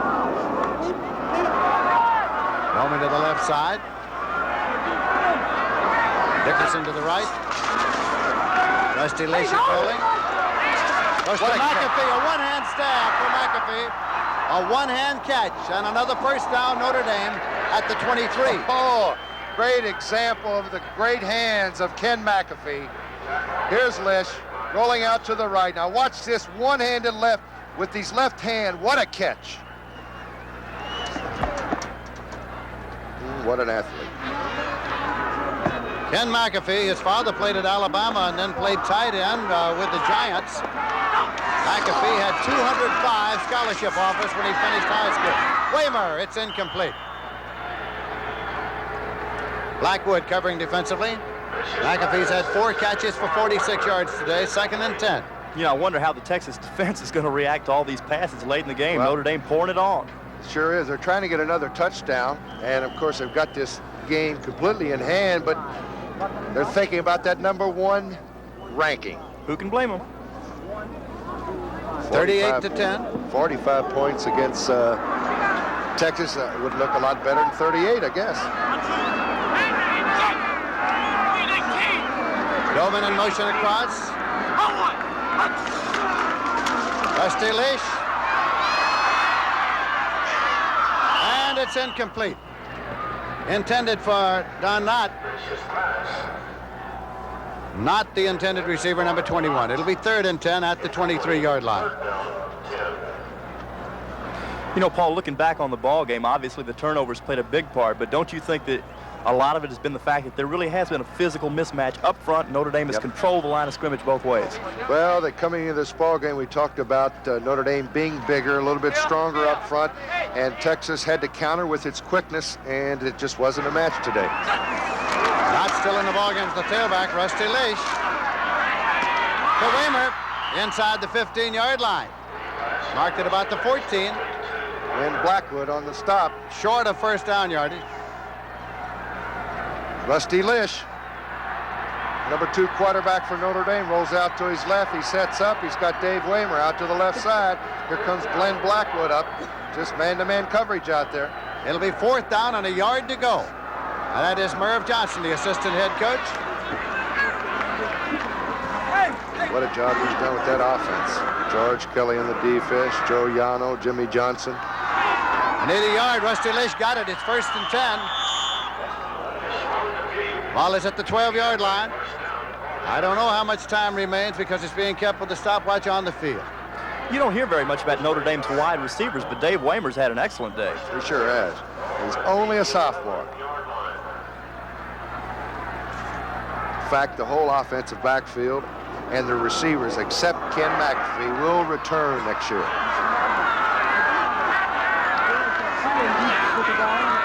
Lish has the ball, and he gets it complete inside the 5-yard line. Palace is in there, and that is Palace with the football, number 45. It's going to be brought into the inbounds marker and spotted now. Less than a minute remaining. The crowd has started to move down to the sidelines, and we'll have a rush of people coming onto this field. Timeout. Notre Dame to stop the, or rather the game is over. The game is over. The game is over. We'll return to the Cotton Bowl after this word from your local station.